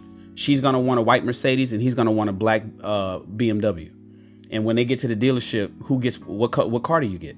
You know, she's going to want to live in one city and he's going to want to live in a different one. He's going to want to go left and she's going to want to go right. And if you got 2 people who have an A-type personality, they're leaders. They've been trained to be leaders. They've had to lead. They've had to make executive decisions to get to where they are. They turn around and they try to do that shit at home. There's going to be some conflict. Then you have the relationship where a woman is a boss and a guy is kind of a follower. He's kind of a beta. He needs a follower. The problem with that relationship is the woman's not going to respect him for too long. It may last a little while. They may have, some good sex. They may go on a couple trips that she pays for, or she tells him where she sets the itinerary and she does all the stuff and she pays all the bills and she just bosses him around and pushes him around. But after a while, she's not going to respect him for too long. After a while, she's going to see somebody in the neighborhood, in the apartment building, somebody at her job. She's going to see somebody at the gym who is showing off that masculine, because I think naturally women want to be led by men naturally.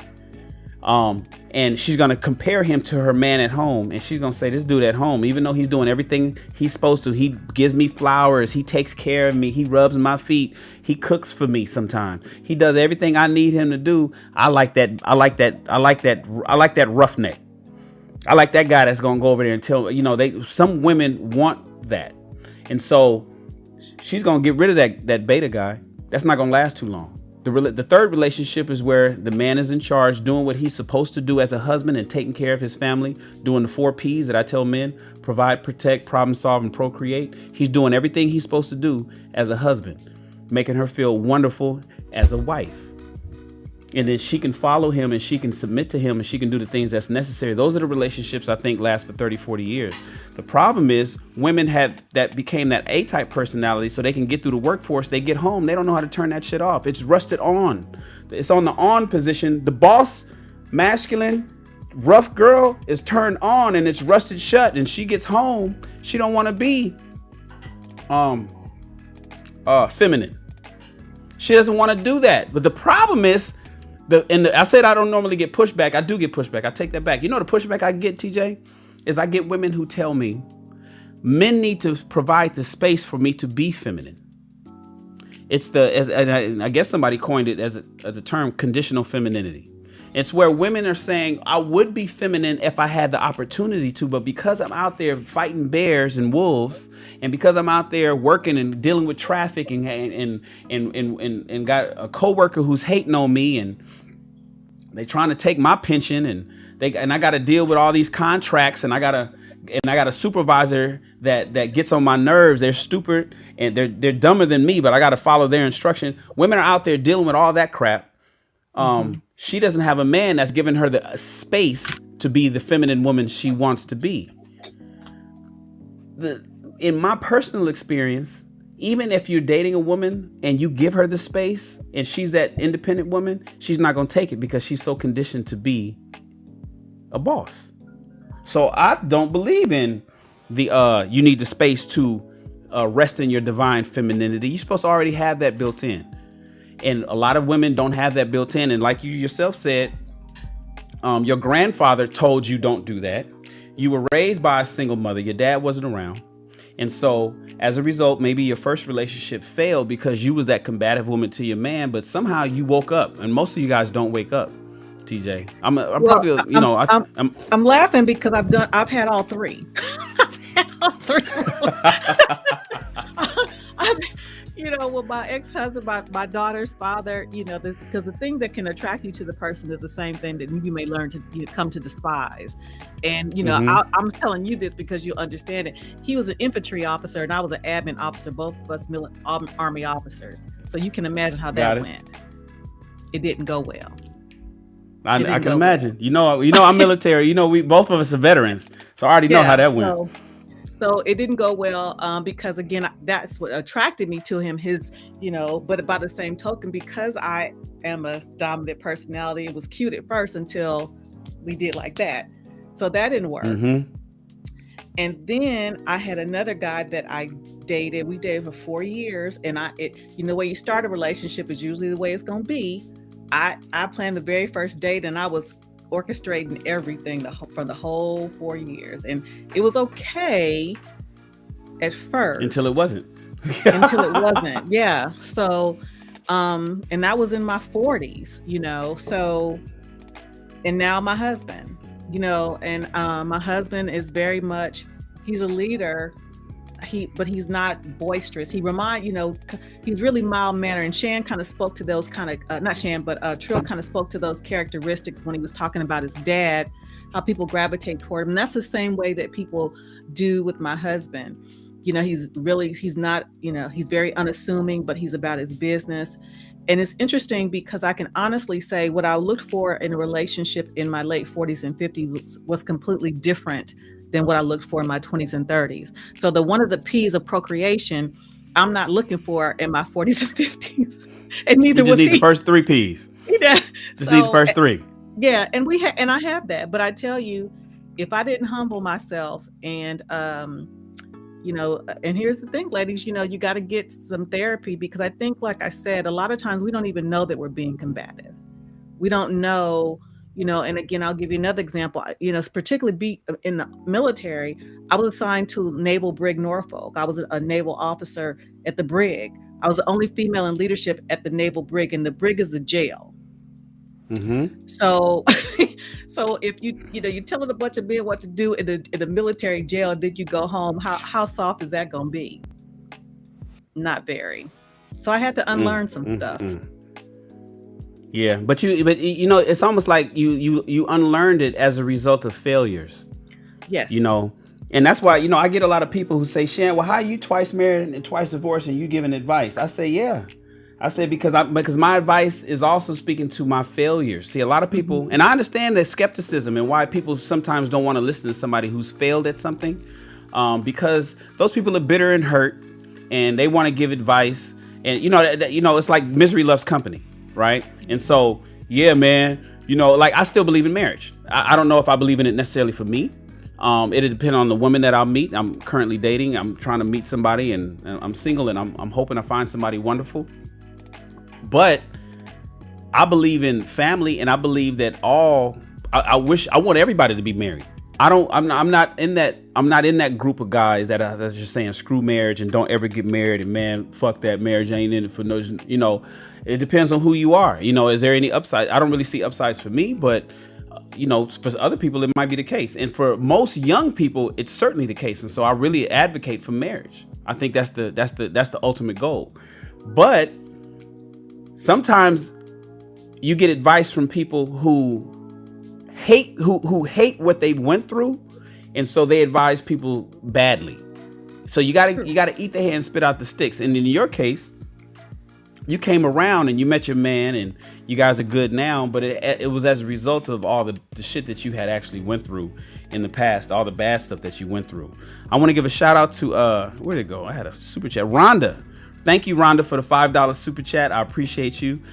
You didn't say nothing either. Everybody that's giving me a $5 super chat ain't said nothing. Just like Jess Music Right. I'm hoping that there's not a glitch in the system, or you guys are just blessing the channel just to bless the channel. Hopefully that's the case.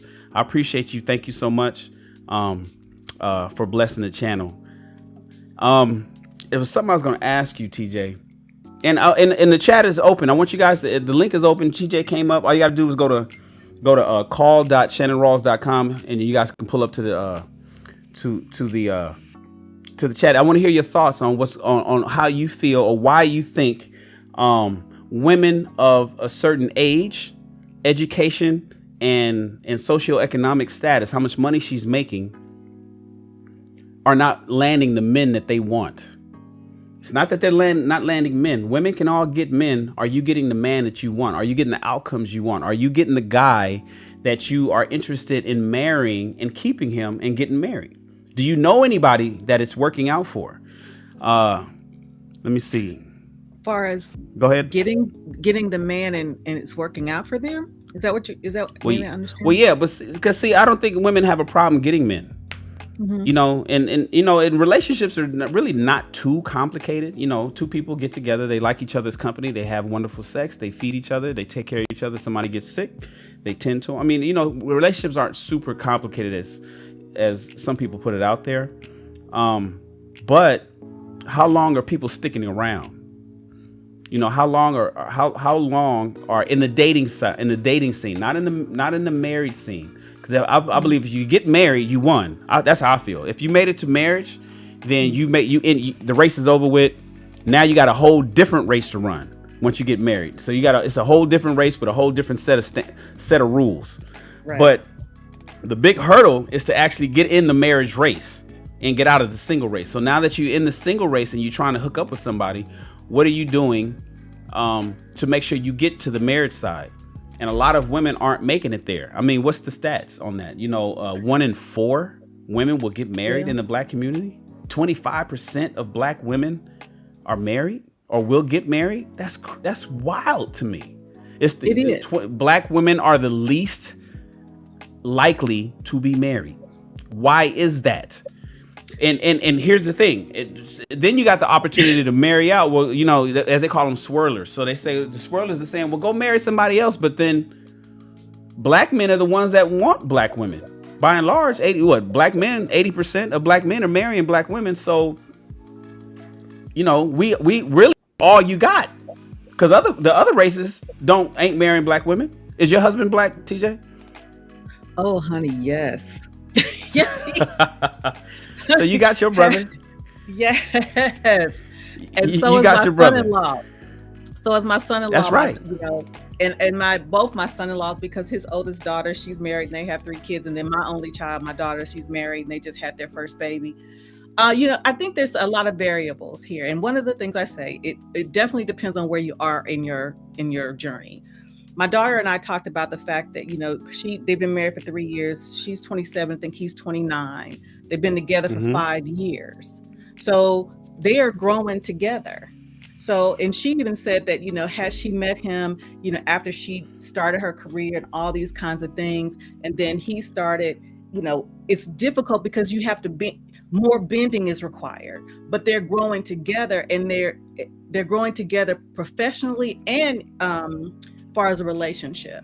So whereas me, definitely, because I'm 54, my husband's 56, he's been a truck driver for 34 years. I've been a government employee for over 20 years. So there was more bending that needed to happen. But interestingly enough, to your point, you made a very good point, because technically, you know, I've made more money, but my money is my money and his money is the house's money. So he takes care of the, you know, so, but again, because he doesn't care, to this day, Shan, I don't even think he knows how much money I make. It don't matter to him. Exactly. It don't matter to him. Yeah. It doesn't. You know, shout out to BGS. You know, BGS is somebody I really admire and I follow on YouTube. I've never really met him formally. I just kind of follow all his videos. So I'm glad to have him here. What's up, BGS? I appreciate you pulling up, man. Hey, what's going on, Shannon? It's good to have you here, man. What's your thoughts on this, BGS? Yes, loud and clear. Okay. This is something that there's 2 books I always refer back to this. The End of Men by Hannah Rosen and The Richer Sex by what was her name? Liz Monday, right? Okay, this is not accidental, this is intentional. And from 1972 on, they planned for women to actually put women in leadership positions and ask for them to actually be breadwinners of their families. Okay, this is not accidental. Okay, and they actually trained women and men, supportive men for what we call aggressive PhD women. Okay, because for any person, okay, say if you're a PhD or you're a corporate guy and you're working 60, 65 hours a week, you can't be at home. Somebody's got to be supportive and be at home, right? So for women to take a man's role, they have to have men to come in and fill the role that the women aren't at home with, right? So in Right. school, they trained women to be in a man's role. There was a whole thing from the ground up, the whole women's movement from the ground up, from 1890, so 1792, right? When Rousseau wrote the rights of men, right, to actually give universal suffrage to men. Women wanted what the women's movement at its base level is to have the same rights and privileges as a man. Period. Right. Okay, that's what it's about. And for 100 years, they've been progressing up the line to make men and women equal in roles and eliminate. How come you don't have any gender roles anymore, right? The first thing in 1972 that feminists want to do is eliminate all gender roles. So you have, Right. just like most women don't call husband and wife, right? Even my daughter, right? She's 30. She'll be 33, right? I say, what do you want in a husband? She doesn't want a husband. She wants a partner. There's a difference between a partner and a husband, right? A wife is a role, okay? It's a traditional role. A husband is a traditional role, okay? Now you have women wanting partners. So what you have is you train from the time that you're in 5th grade with Disney princesses and all this so-called kick behind women out there that you see in media to take a man's role. So now that you become, you get your degree, you get in corporate, you get your corporate job, you're making your 6 figures, and now you're working 60, 70 hours a week. You can't be at home. You need a man to be at home. But the thing is, the man that you need, which is a supportive guy, you don't like because your biology is telling you don't like him. But the thing is, that's the man that you need at home. So the guy that is at home taking care of business, paying the bills, watching the kids, all this other kind of stuff that needs to be doing, cooking meals and stuff, kind of stuff that you need, you don't want. And that's the problem. And what Hannah Rosen and what Liz Mundy, and there's another chick, that book I have to read, says the same thing. It said the feminist movement cannot go any further unless these women accept these supportive men. That's the problem, that's why PhD women are having this psychological breakdown and can't find the man that they want, because you weren't designed to have this man, because the jobs that you took were supposed to be your husband's jobs, right? Okay, people think that this is an open abundance. No, the universe is a zero-sum game, right? It's called balance. Okay, you cannot have all these corporate jobs for women without taking those corporate jobs away from men. You can't have all these six-figure women without taking these 6-figure things from men. And there's going to be men that don't have those 6-figure jobs because those jobs are taken. The women's jobs are supposed to take those guys, and you're not. And that's like we have families broken, and that's like we have women that are not confused. They know what they're supposed to be doing. They just don't feel like it. And a lot of guys, men know that when you get as a husband, you can't do what you feel like. Okay? You can't do what you feel like. Okay? You don't want to work 60, 70 hours a week, come home and 80% of your check go to your family and to your woman, and she's at home with the kids and you grinding. You don't want to be that. They'll say, like a truck driver, you don't want to be out on the road 22 days a month. Okay? You want to be at home. But thing is, you got to grind to make that money, and you bring that check home, and she's got to be at home taking care of business, taking care of the household, because that's her job. Okay? And she's got to accept it. And the thing is, if women want to be kick-ass, be PhDs, make $150,000 a year, you have to take that man that's supportive. If you want a family, you have to. You have to like it. Yeah, go ahead. Can we put the toothpaste back in the tube?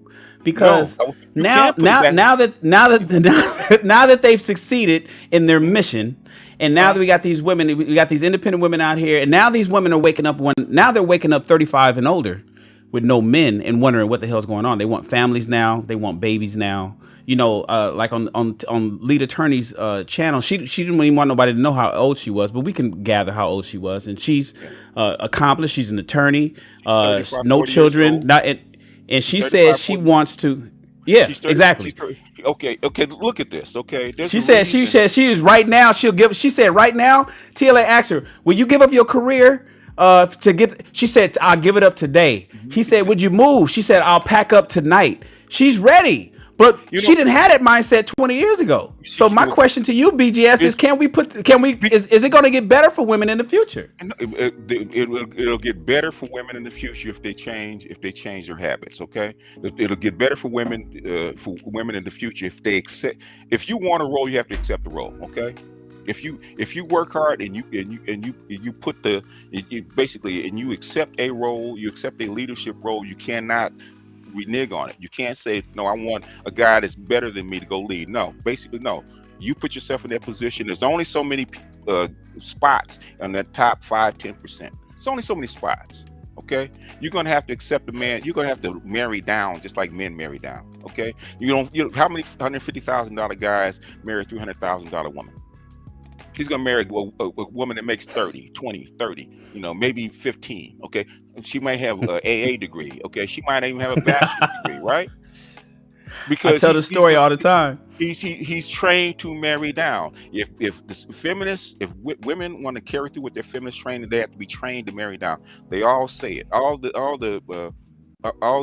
planners, the second wave feminists actually planned this from 1968 all the way out. Have planned this. You can read more than Title IX. They planned this, okay? And with the problem that they're having right now, and that's what I read in 2012, because they had what they call equity, right? 33% of the families that were household led were by men. 33% of the dual households were equivalent, were equal, and 33% of the households were actually women are actually breadwinners. That's equity to them, and that's perfection for feminists, right? What was the problem? The women that had a supportive husband didn't like them. Don't like them. Okay, no, but my biology says I want a man to lead. Okay, but you've been trained for a leadership role. Okay, yeah, you've been trained for. She don't like the beta guy. She don't like the guy that's doing everything doing everything and catering to her. She don't want him. She don't want him. TJ had one. TJ had one of those. She had him for 4 years, and her biology. She got sick of him because a woman's biology is selfish. Okay, it's to acquire resources, not to give resources, because she gives resources to her offspring, not to her man. Okay, and I've said this a lot. I've said this, and sometimes people agree, and sometimes people disagree. Right? For a man in a marriage, there's only two spots. Right? There is no partner. You're either a husband or you're a child, and that's the way women see it. There's something, because women see something I have to take over as a child, and she's going to put you in that position, and she can't respect you as a man if she sees you as a child, and that's the issue. How can you nurture, overcome nature? Okay, and that's what's crashing right now, especially with the upscale chicks and the PhDs and the 6-figure chicks. Okay, nurture is crashing with nature. They've been nurtured to be leaders and breadwinners and leaders of the household, but their nature says that's not what I want to be. How do you rectify that?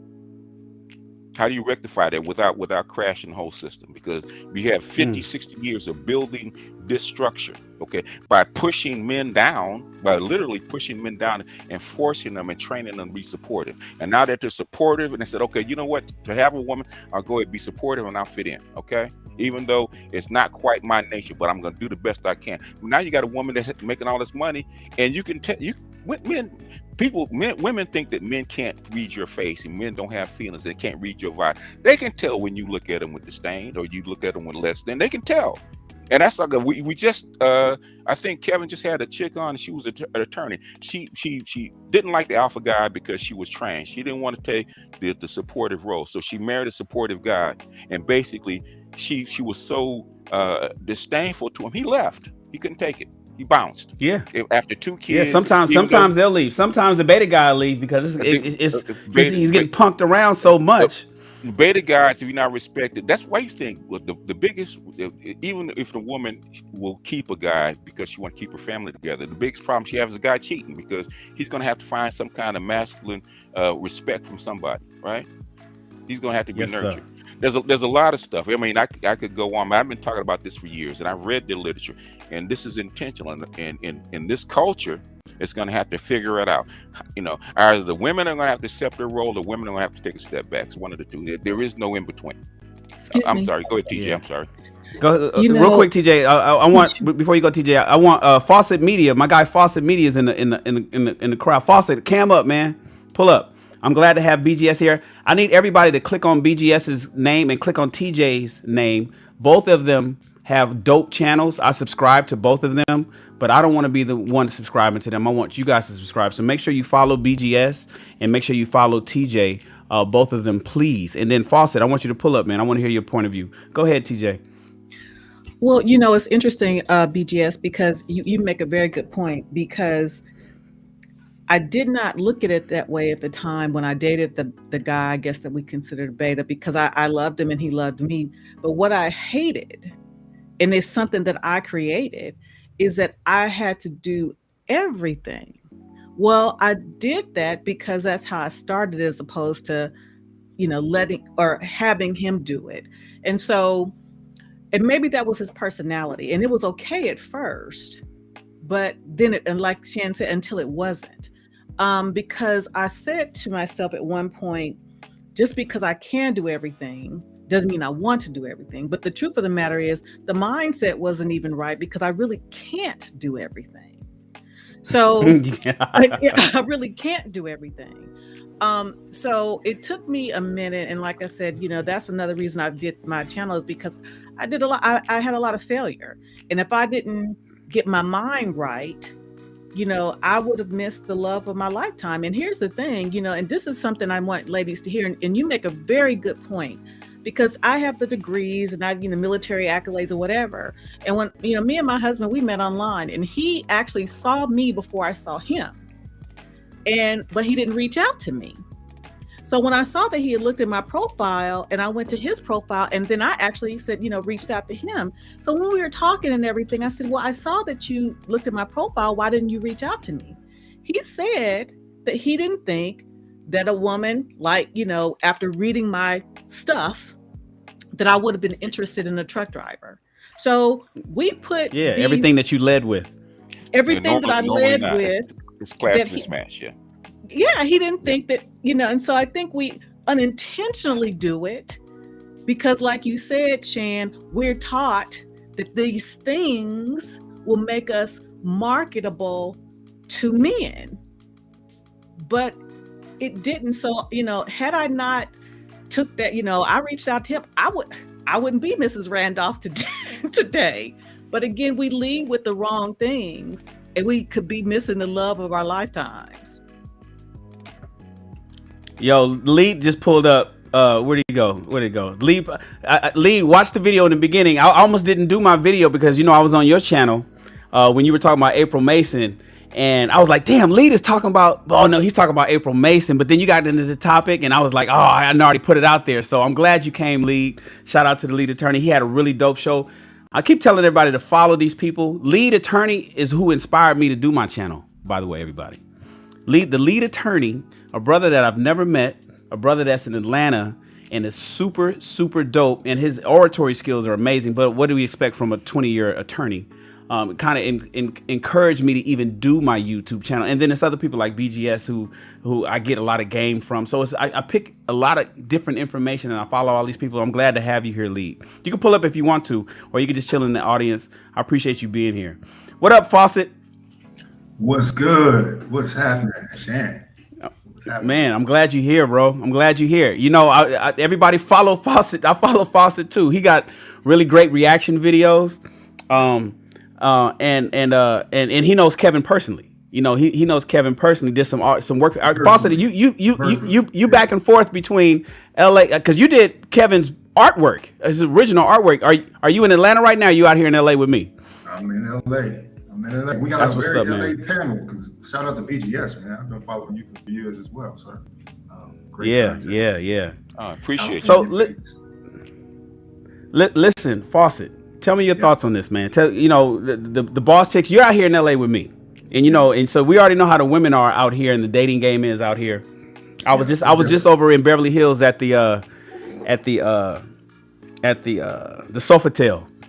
I was at the Sofitel one evening, and it was just, and I was just looking at how women were moving. It's almost like I said earlier. It seems like it's almost a gender war, and a lot of people in the black community are at a head with each other when it comes to dating. What do you think about women these days who are 30 and over, who's complaining that they can't find men because they put their career and their education first? Yeah.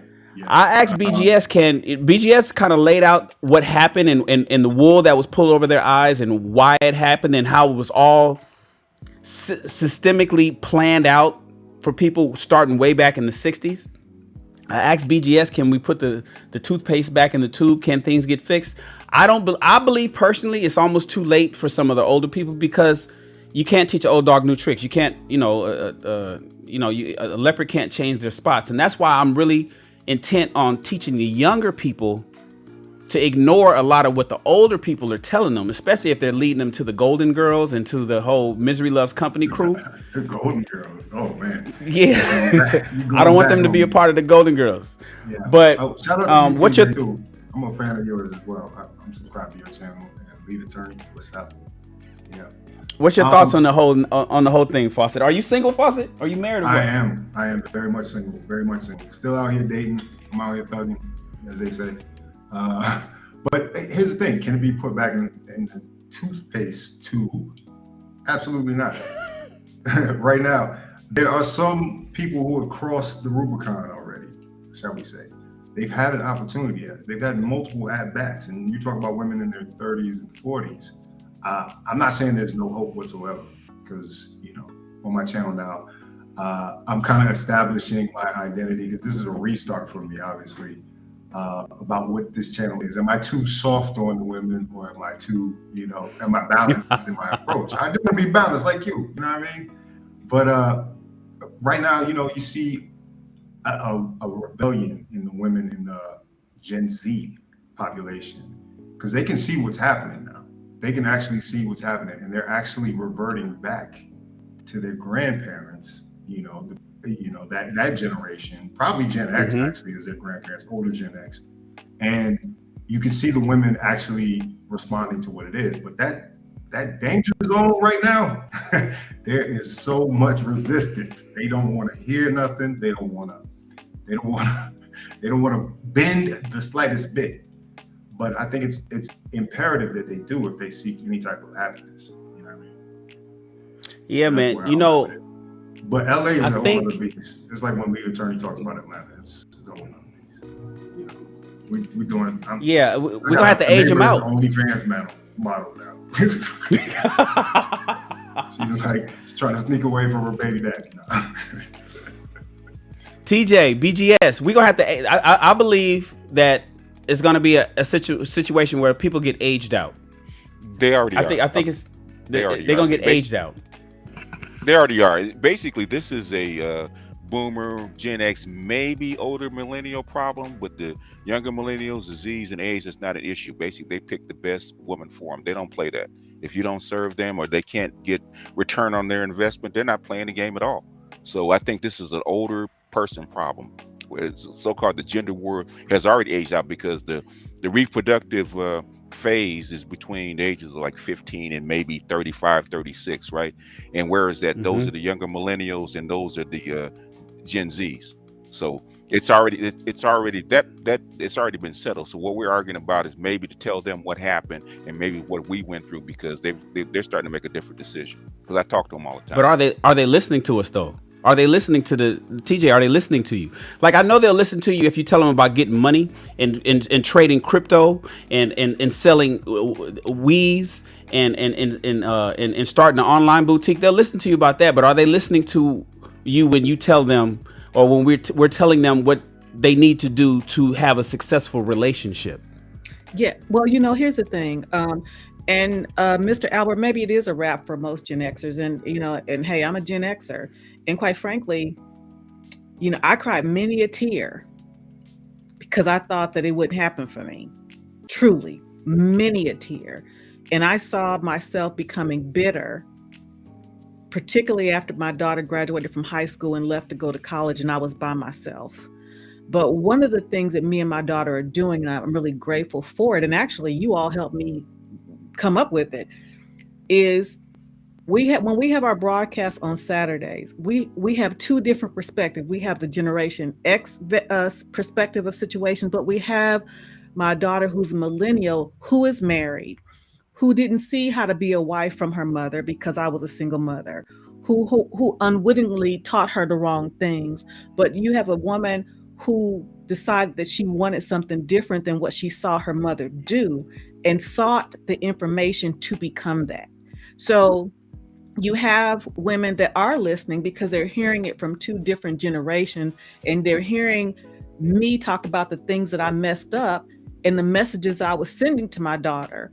So she didn't make those mistakes. So again, women who are wanting to get it, and my daughter's saying, yeah, I was cute, but I wasn't all that. I mean, I wasn't that damn cute, to think that I could, just kind of have anybody I want. And then my daughter is talking about the 5 things that she was looking for in a husband. And not a one of them had to do with finance. And not a one of them had to do with looks. It had to do with character. But she said it did have to have a work ethic. So she's teaching them about what they should be looking for and what she was looking for. And again, so I think I think some of them are listening. And here's the thing, truth never favored, just wrote it. The ones who want to get it will. Mm-hmm. And that's why I'm here. The ones who want to get it, I've done what I've been called to do. But again, here's the thing. I'm grateful because, I don't know how much time I got on this earth, but I'm grateful to God that for the time I got my man, honey. You got your trucker, huh? Yes, my trucker man, I sure do. But see, that's another thing that's never talked about is that there's another side of this, like after the drama, after your 40s. You do have another chance at this. You got another, the kids get out the house, the empty nest. You can find somebody else. And I think there's a lot of pressure on people in that 35 to 37. Because millennials technically are in that 35 group, the older ones, I believe. Mm-hmm. 35 to 40, yeah. 35 to 40, exactly. So you got older millennials that are still in this kind of waiting phase, Yeah. I just barely made Gen Z. I'm kind of a zennial in between, so. That means you was born in 83. No, 79, baby. Oh, 79. Oh, yeah. He made the cut off. Listen. You waving me off, TJ? I'm too young. Nah, you already got a husband, so. Born in 79. Yeah, right. You remember that, right? Yeah, I remember I was born in 67. I better remember it. Oh, yeah. I'm still grown, for sure. But yeah. So I mean, a lot of the resistance is happening here. I wish it was different. You know what I mean? But unfortunately, this is what we have. That's why we can't put it back into the base. Too. So here's the thing. So you guys tell me if it's my philosophy off, because this is what I preach to the young boys. That's who I talk to mainly. Pay attention to become a successful human being, become a successful in your contributions to society. Worry about getting a woman later because you got a lot of time, right? I tell them, if I tell men, if you are 20 anything, pay attention to becoming super successful in your career. Because when you can become 30 something, 40 something, and even 50 something, even 60 something, to be honest with you, all the love and relationships and marriage and all that kind of stuff is going to come. In fact, the more powerful and higher you get in your career is going to be easier for you to get that woman. If you out there concentrating on women in your 20s and all that kind of stuff, you might get caught up. Now this is there's no absolutes to anything, right? So, but this is just generally speaking. That's what I preach to men. Now, here's what I tell young ladies: concentrate on becoming a good wife as early as possible. Don't wait till you're 30. Don't wait till you're 35. Don't wait till you're 40 to wake up and say, okay, I think I want to go get a man now. If you are 20 anything, concentrate on becoming a great wife to probably the best suitor you've had. Because the odds are when you get older, you're going to look back at somebody that you wish you had, somebody that you let go, somebody that you ignored, somebody that you kind of friend zoned. And you're going to wish he was out of the friend zone. And even if you send him a text today or text then and saying, hey, how are you doing? He's going to look at you like, why are you checking for me now? So I tell young ladies to concentrate right now. Right. You're getting the hey, big head text. Oh, so yeah. I tell young ladies, I tell young ladies, go to college, get educated, but you could be done with college by the age 22. Concentrate on becoming what you need to become to be agreeable to a man. 5S, fit, feminine, friendly, faithful, and fun. But I get a lot of pushback on that. I get a lot of pushback on women because they say, no, why are you advising girls? They don't even know themselves. They need to know themselves. What's Because going on with that? you Am I could- tripping or No, what? you're not tripping. The thing is, how do you socialize people? Okay, you have to base human beings don't roll out just becoming husband and wives. They have to be socialized and trained to do that. If you're training girls to be the opposite, to be men, okay, to be equal to men and sometimes superior to men, you're going to get pushback because they've never seen it before. Even their own mothers are not teaching them how to be wives. Okay, they're not. They don't make wives anymore. And basically, America is rolling out partners. They're not rolling out wives. They okay? discontinued that model. Yeah, they did. They stopped producing wives in the 80s. Okay, they Well, stopped. here's the thing. Also, somebody, Mr. Albert put, charm school and cooking classes. You're absolutely right. When you think about that, growing up, we had home economics. So even, so you were taught how to, even in school, taught cook, sew, all these different things. I cooked because I was a latchkey. Do they even have that anymore, TJ? Do they have those classes in school? No, they don't. They actually, if believe it or not, they're pushing boys in home economics. Wow. I know a whole bunch of boys took home. I'm serious. And you remember for boys they had wood shop. They took that out. I took wood shop, metal shop. I took photography, wood shop, and auto shop. Yes. I was changing transmissions. I was changing transmissions at 15 at Birmingham High School in the Valley. Yes. Mm-hmm. So, we don't have that. And here's another thing I had to learn, because I was married before. I was married to my daughter's father, but I was not a wife until now.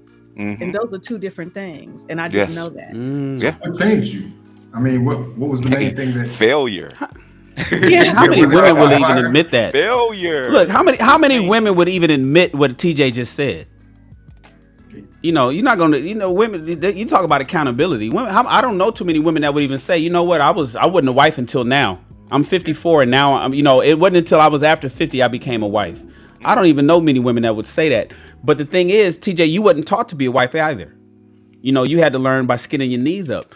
And so when I tell young ladies, and back to my question, when I tell young ladies, I'm not telling you to be aloof. I'm not telling you to go just simply get a job at Target as a customer service rep or a cashier at the grocery store and wait for a man to come swoop you up. No, go ahead, go to college. I want you to be educated. I want you to be smart. I want you to do all of that, but don't concentrate so much and don't ignore the men that are attempting to love you, because if you do that, again, you're going to build a callus up. You're going to be this boss chick. And when you get older, you're going to think that you can just go grab a man off the man tree. And those men are looking right past you.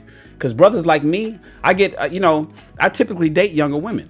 I don't really date women.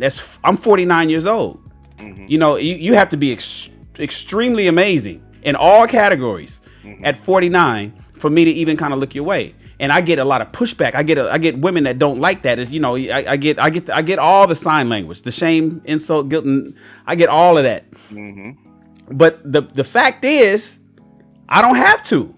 Mm-hmm. It's not necessary. So I tell young women to make sure that you do what's necessary to be a great wife, because that guy that's just 10 years older than you, he might be about 30 years. If you're 22, he might be about 32. And if he concentrated on getting his bag and he's doing what he's doing, he will be able to sustain you as in a household. He should be able to become the husband that's necessary, because duty is important for him too. And he'll do what's necessary, but he's not going to do it if you're not taking care of the things that you need to do as a wife, not just as a married woman. That's another thing, TJ. A lot of women want to be married, but they don't want to be wives. Everybody, people don't realize it's a difference. I want to be married. Everybody wants the wedding. I had the wedding, man. You should, I had my first wedding. Oh, bro, it was dope. It was laid out. I had so many people there. I had the Hummers outside waiting on me and everything. Flew out, shot over to Aruba. It was laid out. The wedding was dope, but was everybody ready to be a husband and wife? They weren't trained. They weren't trained. No. Okay. No. They weren't trained, and for the men too. Men are not trained to be husbands anymore. So it's a dual role. It's probably a little easier for men to slip into a husband role, because you're still taught to be masculine, still taught to go, have masculine jobs and stuff like that. So it's a little easier. Okay. But the thing is, you're not taught to how to take care of a family. You're not taught to sacrifice for your kids, your wife, and stuff like that. You're not taught that. Okay. So so you don't see that. You're not taught that.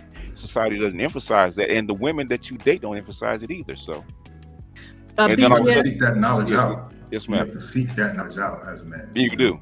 Especially coming from, a lot of single homes and single parents, But I would say Suzette from the Lead Attorney Show is actually in that very position right now. What you mentioned earlier, Shannon, is that she was the student body president. You know what I mean? She was a high achiever. She became an attorney, and she's practicing in Miami, of all places. That's a certain level, but she neglected the fact, and now she's kind of looking back. I had that situation with a girl I was dating out here recently. 37, had put the career first, and nothing else mattered. And then now we got to hurry up and get married because she's a wife. She's nobody to play with. And her eggs are drying up. And her eggs are drying up, right? Because she want to have kids within the next she want to have 4 or kids. 5 years, right? And basically, you're that's most a lot of times, pressure. well, most times women, it changes depending on what you feed your daughter, right? What you feed your girl. But most women start their period at 13, right? Your fertility starts at 13, not at 23, not at 33. It starts at 13. So by the time you get to 37, you've tossed away, 25 years of your fertility, right? So basically, you had what, 15, 20 years of fertility. You tossed away 15 of them. Okay, and now you got to make it happen. Mr. BGS, one thing, you make a good point, and I think I shared that my daughter didn't learn how to be a wife by watching me, right. But she sought that knowledge other places, and I'm so grateful to my son-in-law because, to your point about sacrifice, his parents are still together, so he saw his father lead, be that father, that provider, that protector, and I, that's one of the things that made me fall in love with my son-in-law before they even got married, is because when I invited him to Christmas dinner, he said, well, I'm not sure I can come, Miss Terry, because I'm working both of my jobs. Yeah. A 20-plus-year-old working 2 jobs. He was about his business. Why? He saw his father be about his business. He would even work jobs he could not stand because he had to. And this is when before they were even together. So but that's what he saw his dad do, and so, I mean, it's important. So my daughter didn't see it from me, but she sought it out, but he did see it from his father. So he had an example. So again, it's what you want, and you have to go get it. If you don't have it at home, go look for it. Yeah. Definitely. Yeah, we got to remember, these are, people think these are endowed from God, and they're not. They're roles, okay? They're roles to fit into a society, and they have to be taught. And it's, you just can't take a baby out, a girl or boy, and put them out in the woods and bring them back and think they'll be husband and wife. They have to be taught. They have to be taught from as early as possible, because you have to ingrain habits into children, okay? The best wives, like my mother was ingrained to be a wife from the time she was 3 years old. Okay, it didn't start. Where'd your mom grow up? Shreveport, Louisiana. That's Mississippi. No, Louisiana. Oh yeah, Louisiana. Okay, northern Louisiana, right? Daughter of a sharecropper. She learned how to be a wife from the time she was 3 years old. Okay, she didn't just roll out. My mother was ready to be a wife by the time she was 15, 16 years old. Okay, not 30, not 20, not 30, not 40, 16. Most traditional countries, they're ready to be wives. Like, why do you think Latinas are so good, such good wives? I actually told the story before, right? Where I buy my lotto tickets, right? The liquor store, right? Nice, cute little Latina girl, right? Just had a baby, little girl, right? And for her first birthday, guess what she bought her? A stove. A tea set, right? I said, why? She a year old. I said, she's a year old. What does she need with a tea set? She says she has to learn how to dress a table, have to learn how to set a table. I said, she's a year old. She said, yeah, but she got to learn how to be a wife at a year old. That's training to be a cultural. Wife. No matter what else she's gonna do the rest of her life, she could go out and be, she could go out and be a billionaire, right? All her habits are set to be a wife. She already knows how to do it. All she has to do is hit a switch, turn it on. Nobody has to be taught, right? She's already been taught. Conversely, what are our people being taught at? We try at the last minute. In the You 30s, know they what trying to you take know what I filigree training. and I said this last night because I was on a live stream, right? Other groups of women go to college to find a husband, right? Okay. Black women go to college so they won't need a man. If that doesn't tell Yeah. you that does, because I've heard, and it doesn't just come from the women, because I've heard men say the same thing about their daughters. Okay, I want to make sure she gets educated as possible so she don't have to depend on a man. So that's cultural. It's not just women that are saying it. That's cultural. Yeah. You know, it's almost like a double conundrum, right? You know, we know what a double conundrum is. It's like a situation where an answer to a problem creates another problem, or sometimes even worsens the original problem. So we have women and men who are not taught how to be wives or husbands. Right. And the best way to learn that is from having a nuclear family. Mm-hmm. But the solution to that is creating a nuclear family, which we can't even create because we ain't getting married. Yeah, we got. I mean, there's so many layers, man. On top of this, why this problem is created, so many layers, and it's and I've been for the last 70 years. I've been I'm basically unballing the yarn. There's so many layers to it. The thing is that at some point we're going to have to get conscientious about doing it. Do we want a black community? Do we want to train husbands and wives? Do we want roles? If we don't, then we're going to have to figure out what else we're going to do. Then basically men are going to have to change what they want, and women are going to have to change what they want. That's what you're going to have to do. Go ahead. Tell them about Moynihan. Tell them about Moynihan. I've heard okay. Moynihan.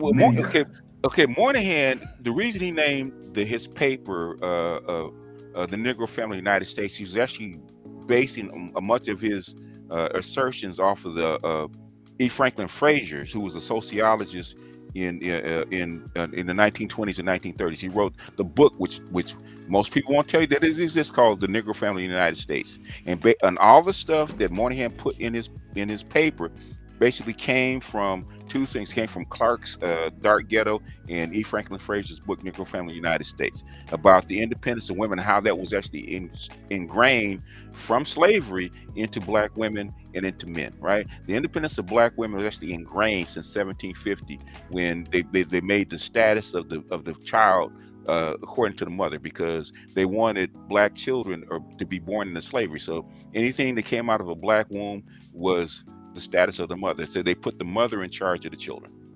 So the mother has been in charge of the children. Black people as a group, ADOS people, Negroes, have never had a patriarchy. In fact, if you read the book Black Women, Black Love, I think it was Diane Stewart, she just wrote it, right? She talked about at emancipation that the northern generals and stuff like that tried to force black people into the organized patriarchy because you didn't have one, right? And it's been a mixed bag ever since. So we've never had a patriarchy. Never had a patriarchy in America, and in as far as black people are concerned, right? And the patriarchy that was with white men was already dying.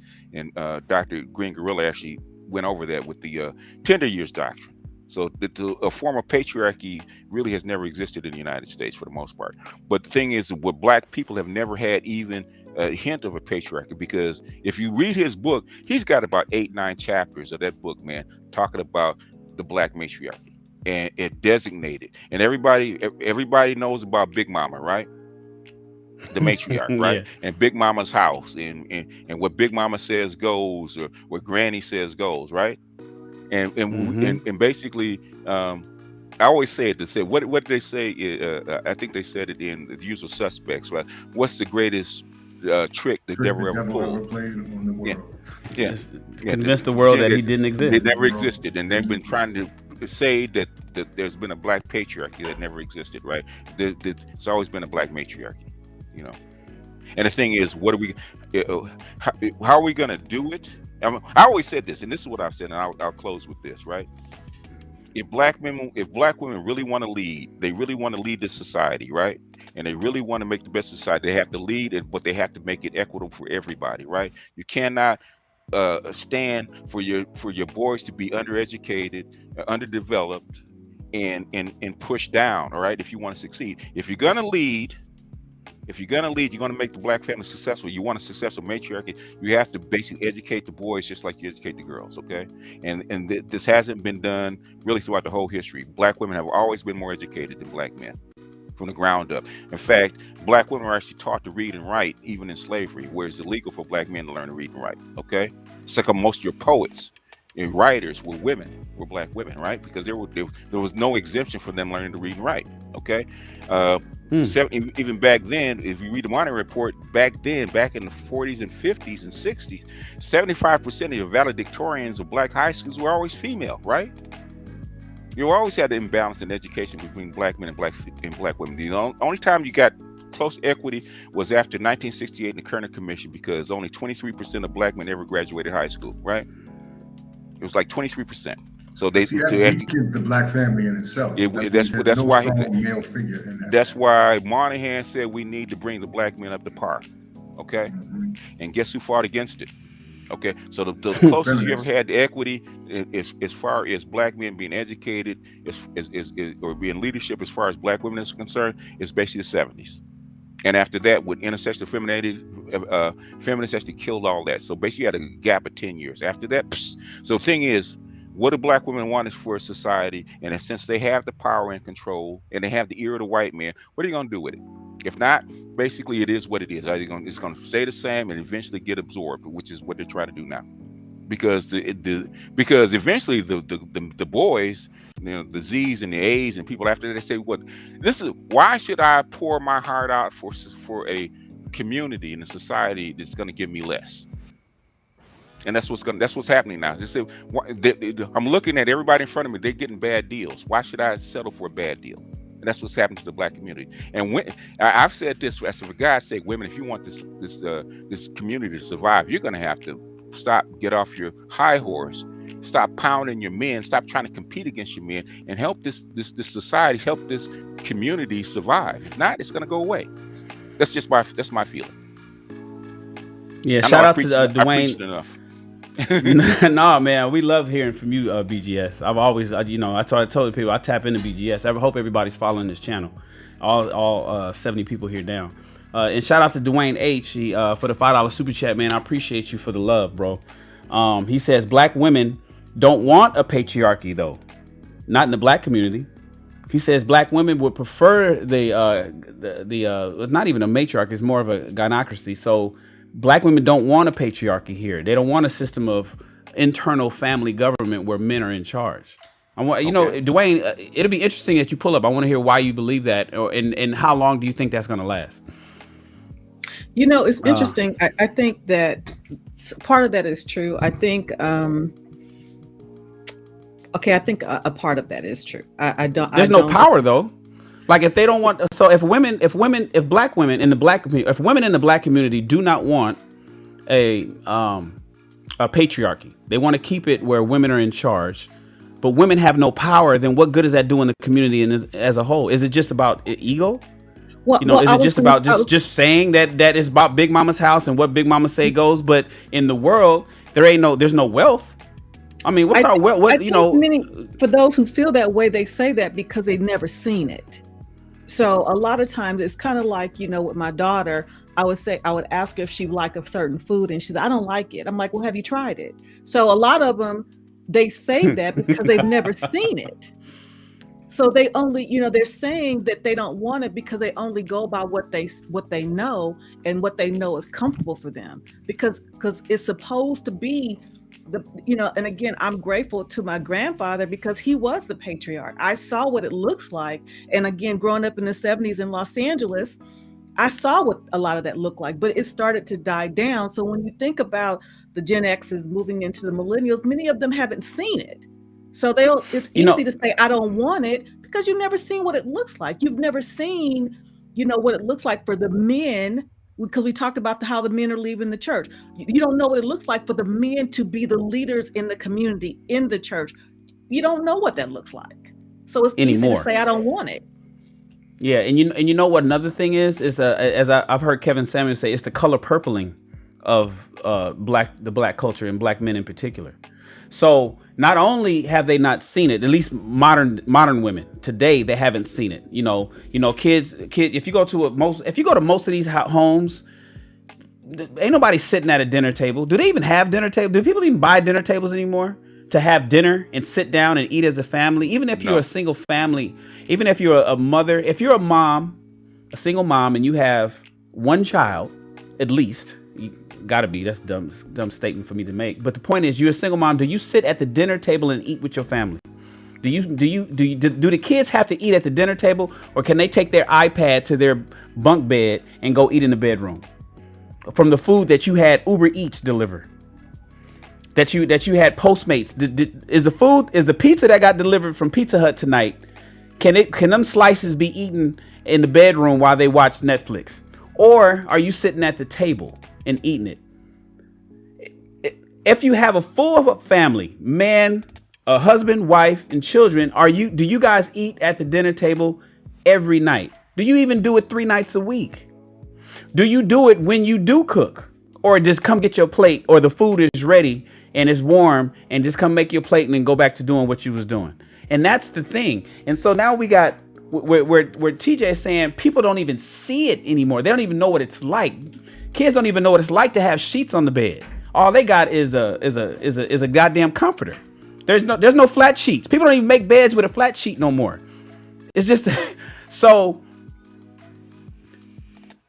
The other part of it, TJ, is not only do they not know what it looks like, and so they're like, well, I don't want a patriarchy because I don't know what it looks like, but they're also afraid of the beating and the victimhood because it's easy to play victim and to say that something's wrong. Some people will create a problem. They may have had a perfect childhood.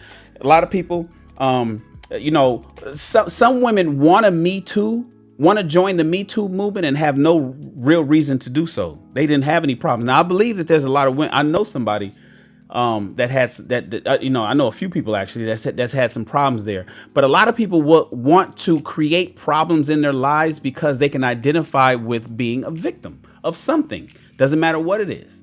And so like you got people who out here saying, oh, be careful of Mr.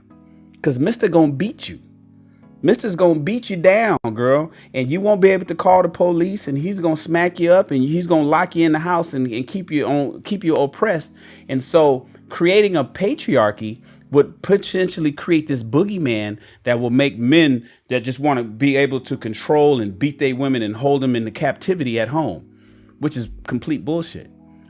Which is, in my opinion, complete bullshit.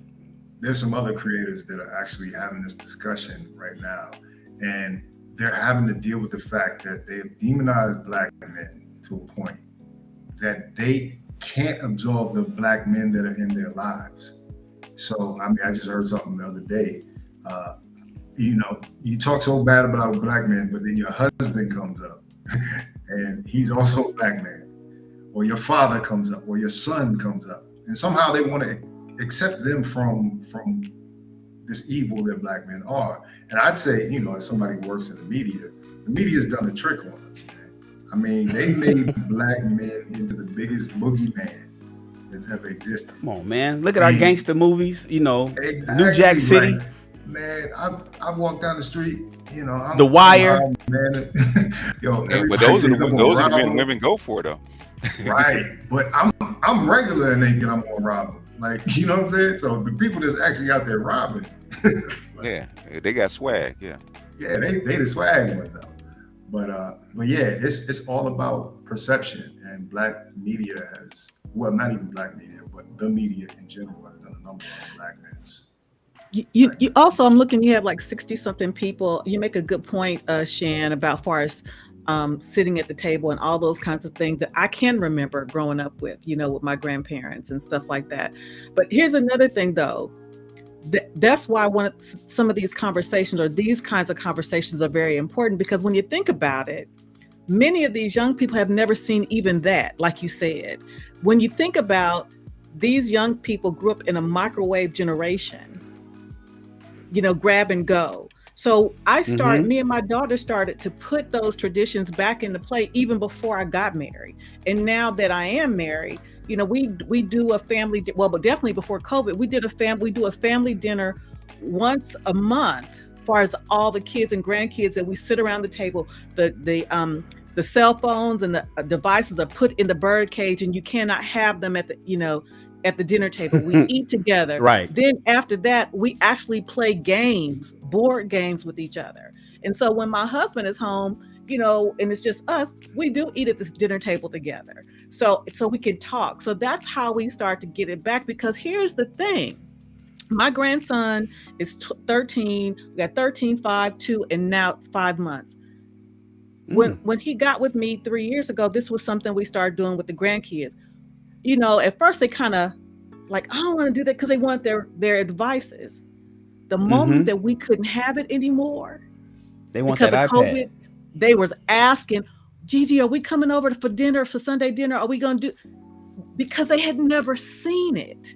That's Big And they Mama's house on rebelled against it Sunday. at first, huh? Yeah, Big Mama's house on Sunday. You actually are Big Mama, but you the only one that's taking on the role right now. You're taking on the It's, mantle. I got Pawpaw and Gigi, because Right, Pawpaw but sits at Pawpaw the and head of the Gigi table. usually out at the club now. Oh, that's So that's what's happening on Sunday. okay. They try to get into the rooftop, Oh, Gigi twerking. Okay, gotcha. But I mean, it's good that you're making this effort because that is void right now. We don't have that anymore. I mean, I remember my big mom. The family come down for the family reunion because mine was in Alabama. And it was an event. You know what I mean? We don't have that. We got satellite families. You know what I mean? Like, you don't even know your cousins or your first cousins. I knew all. Yeah, Grandma Gigi. Somebody said in the chat, Grandma Gigi got her OnlyFans now. Exactly. Look at Bernice. Bernice is literally somebody's grandma twerking with. That's right. Bernice is a grandma. Her daughter's 25 years old, and she's twerking it up with her daughter on TikTok. On TikTok. So for the grandbabies to grow up and see, oh, look at Granny dropping it like it's hot. Granny. Is that a real person? We talk. Bernice Yeah, Bernice. Burgos. It's the girl that was. I don't know how to pronounce her last name. Bourgeois or something. Burgos. Yeah, Burgos. She was a girl who had some controversy with T.I. and Tiny out in Atlanta. She's in Florida. She's a Instagram model. And she did some reality TV shows, but she has a daughter who's 25 years old, and they're all plastic surgeryed out and half naked and scantily clad on Instagram, but the daughter has a child. So now Bernice is a young grandma, but they just recently went viral because they were twerking together on TikTok maybe 2 weeks ago. And so, to Fawcett Media's point, and to what they said in the chat, my man WT, why you didn't pull up tonight, man? What's going on? They're twerking. Grandma's twerking today. Like while TJ is teaching them values and having them sit down at the family table and put those devices away, and this is how you build social skills, and this is the way you should be able to learn how to communicate with others. And we got other grandmas that's doing exactly the opposite. They twerking on their OnlyFans page. But as so goes the nation, so goes the world. So Somebody just we got Lisa Ray. Lisa Ray was on the fashion catwalk a couple weeks ago. I know Lisa Ray is a grandmother as well. But, is she? I didn't know. She was married to the president of Turks and Caicos. Right. They got a divorce. Who? It was a football player or a basketball player back in the 90s. Oh, okay, cool. I don't know, man. I know we have somebody that's trying to pull up. Before I close it out, I wanted to see if she can pull up. She said she having some connection issues. If she can make it up. If anybody else want to pull up to the chat, we'd love to have you hear your perspective. We've been going for 2 hours and 30 minutes. It's a I'm wonderful gonna call discussion. it a night, gentlemen. Okay, I'm TJ. Sleepy, but okay, Where TJ. you at exactly? You on the East Coast? No, I'm in the DFW. Oh, Dallas. Okay. Yes. All right. But thank My you so favorite much, cities. Shan, for having me. And it was wonderful meeting and talking to you, gentlemen. And thank you for allowing me to share just a little bit of me. No, I appreciate you, TJ. Thank you so much. Now keep it up. Keep it up. Keep doing them dinners. Yes, sir. Yes, sir. Bye-bye. All right, take care. All right. look, we're gonna close it out, BGS. I appreciate you pulling up, Fawcett. I want everybody to follow their channels. Follow BGS's channel, please. Follow Fawcett Media's channel, please. You should see them in the chat. I made them both moderators, so when they talk, they have the little. Wrench. I've been made them moderators. Yeah. The little wrench, so you can follow them. We just talking about just different stuff. You know, again, I talk about the two ships: entrepreneurship and relationships. I tend to lean towards relationships because most people seem to want to hear that kind of talk. And right now we're talking about the boss ladies, the boss chicks, the boss women who's out there chasing the bag, and then wake up one day and they realize they can't even chase the men that used to chase them. That is a It tough happens spot. that way. That's a tough spot. That's probably the toughest spot for women. Yeah, probably as far as relationship is concerned. That is the hardest spot for pairing. You know. Yeah, you know they say ladies. So the reality is this: men have to create their value to the world. So from a boy to a man, what are we providing to society? I tell people, I say, you know, what are you contributing to society? Are you inventing anything? Are you problem solving anything? Are you helping lift these heavy weights? Are you doing something that's keeping the world moving forward? Men, what are you doing to make sure that's happening? Men's value is created as they get older. If men grow up and do nothing, they are generally considered shiftless loofs. They have no contribution to society, and they're really no help. That's not necessarily the case for women. You can have women that grow up and really not contribute much to society the way men do, and still be valuable to men. Because she has women preserve. Yeah, because you have a womb. That's how she perpetuates life. So yeah. Women, you preserve your value. You don't have to go out there and attain it, get it, become it. That's what boys do. That's what boys and men do. That's what men do. We create our value, but ladies, you must preserve your value. And so that's why I encourage you to make sure that you use when you are yourself, when you are the most valuable, and that's when you're younger. If you go out and you're trying to get it like I'm getting it, if you're trying to get out there and chase the bag like men are trying to chase the bag, and next thing you know, you wake up and you 35 years old and your counterpart who's a male is 35 years old, to the world, he's probably going to be more valuable to you because men run the world. Men built it, they run it. That's the way it works. And one thing I always tell guys, and I'll close with this one, right, is that you got to remember, since men have more cells, they are a bigger organism. Men do not physically finish growing till they're 30 years old. Okay, physically. You might grow taller, but the thing is, you notice with your grown man growth, your strength comes when you're in your late 20s, early 30s. Okay, because you physically finish growing when you're 30, right? You don't mentally and psychologically finish growing until you're 40. Okay, so there's a lag. Women basically finish growing when they're like 18, 19 years old, right? So there's a lag. Got to remember, guys, you're not fully a man until you're 30. Okay, you haven't even finished growing till you're 30. So you got to realize that. So you're trying to rush out and do everything at 18. You're halfway to being your full man. Okay. Yeah. So fail. That's what I always say. Oh yeah. That opportunity to take every risk and fail. Yeah. So you can get there. Literally halfway there at 18. At 18. Right. Yeah. Right. And that's the thing. Like, if you can take that time to fail, it seems like it gets easier as you get into those 40s. Like, you know what I'm saying? I'm just, man, I can walk down the street and like things happen, you know what I'm saying? Like, women talk to me, so I'm like, oh, okay. And younger women too, like that's the thing. So if I'm getting approached by 20 somethings, and then there's an environment for it. There's a time for fun, there's time for resources, right? And with COVID, one thing COVID did is hit that switch. Okay, fun is over. We've got to get resources. So who has the resources and who has the knowledge, right? And the skills and abilities. Those are the men over 30. It's funny. It's funny about what COVID did for us, BGS. Because out here in LA, Fawcett, were you here in LA when COVID hit in March of 2020? Oh, yeah. So I don't know if you remember, right? I'm over in the Crenshaw district, right over near Leimert Park. And so we have Albertsons one way and we have Ralph's supermarket the other way. So Yeah. so Albertsons is BGS. You out here in LA, right? Yeah. Okay. So Albertsons over there in the Baldwin Hills Crenshaw Plaza. Right. Everybody was out of toilet paper. Everybody was out of toilet paper. There wasn't no nothing. There wasn't no hand sanitizer. There wasn't no Lysol. You couldn't get shit, right? You couldn't get nothing. So I ran over to the grocery store. I saw women panicking. They were panicking in the grocery store.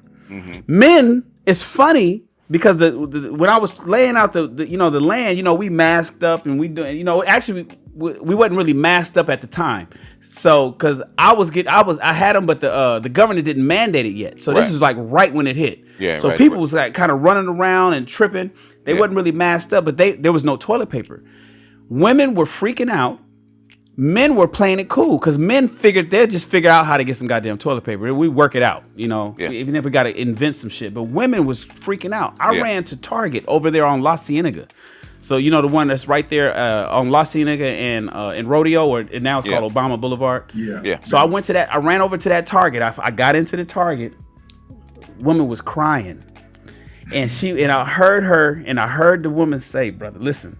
The lady was crying. It was a white lady, though, but it was lady nonetheless. And she said, I don't have a man to fix this shit. I wish I had a man. I wish she was in Target, fucking crocodile tears coming down her face. And she was saying, I wish I had a man to take care of this, to fix this. I got to do this all on my own. And I was just thinking, damn. Y'all didn't need him. You didn't need a man prior to this. And maybe she wanted one, but women didn't need a man because, men made it comfortable for women to live in America. We provide everything. We drive the trucks. We deliver the food. We build the buildings. If you go outside and you look at, if anybody on this chat walks outside and looks to their left and right, the structures that they see were built by men. There's no full female. There was no women construction crew that built that building. Those are men. The car you drive, everything is built by men. And so when it gets to the point where calamity comes, and now all of a sudden you can't get something as simple as toilet paper to wipe your ass. You cannot wipe your butt.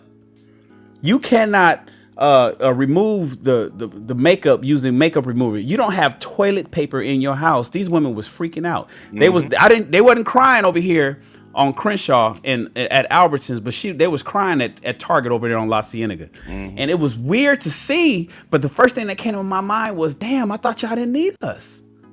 Women didn't need no man. What happened to you? You didn't need us, but now now you need us.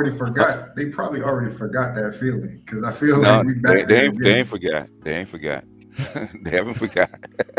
That was because it lasted too long. They were stunned. They're still in shock. I believe. That's how come. That's when I remember when Kevin had just started to do his women's show, right? And just before COVID hit, just because the reason that you saw that panic in March is because they didn't believe it was real until they took the kids out of school.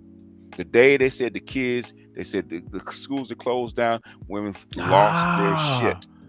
And then they rushed down to the grocery store to try to stock up on what they thought they were missing. Water and toilet paper instead of food, okay? Schools been babysitters for the longest. I mean, what do you do when you have 24 hours of your kid? You actually have to take care of it. People ask me what the school system is actually for, right? From the 1850s. And very good book called The Boy Problem by Julia Grant, right?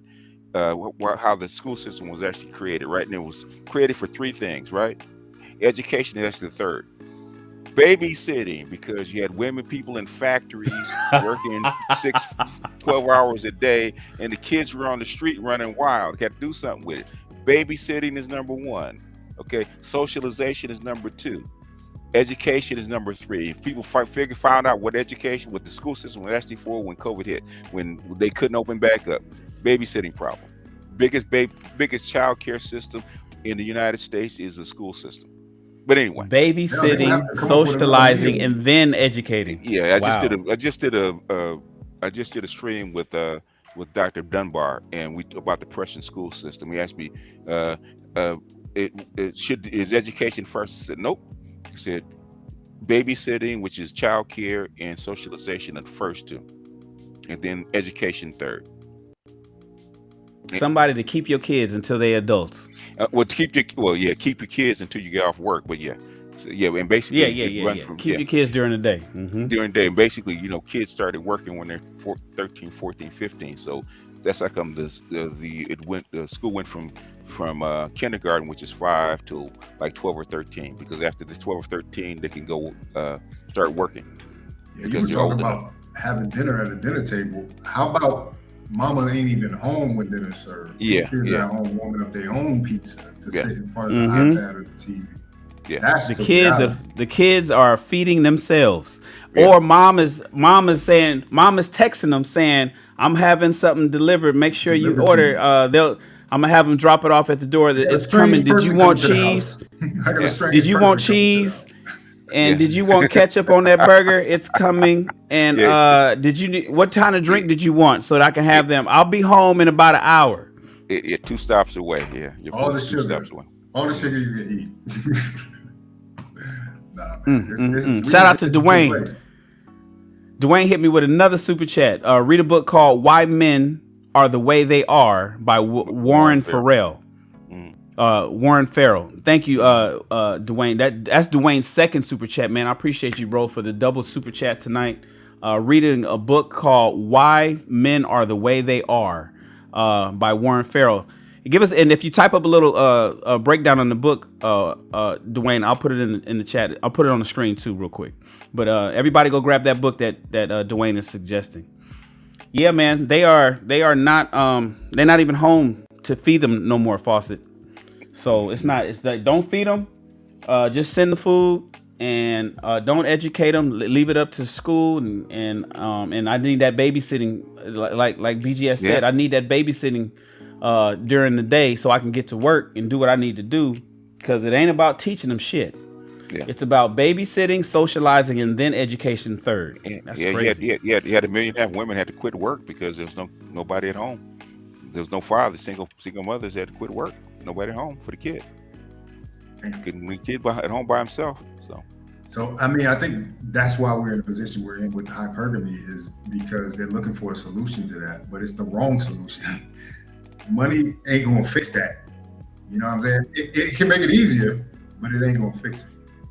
So there's a lot of people striving for this next bag that they're gonna get.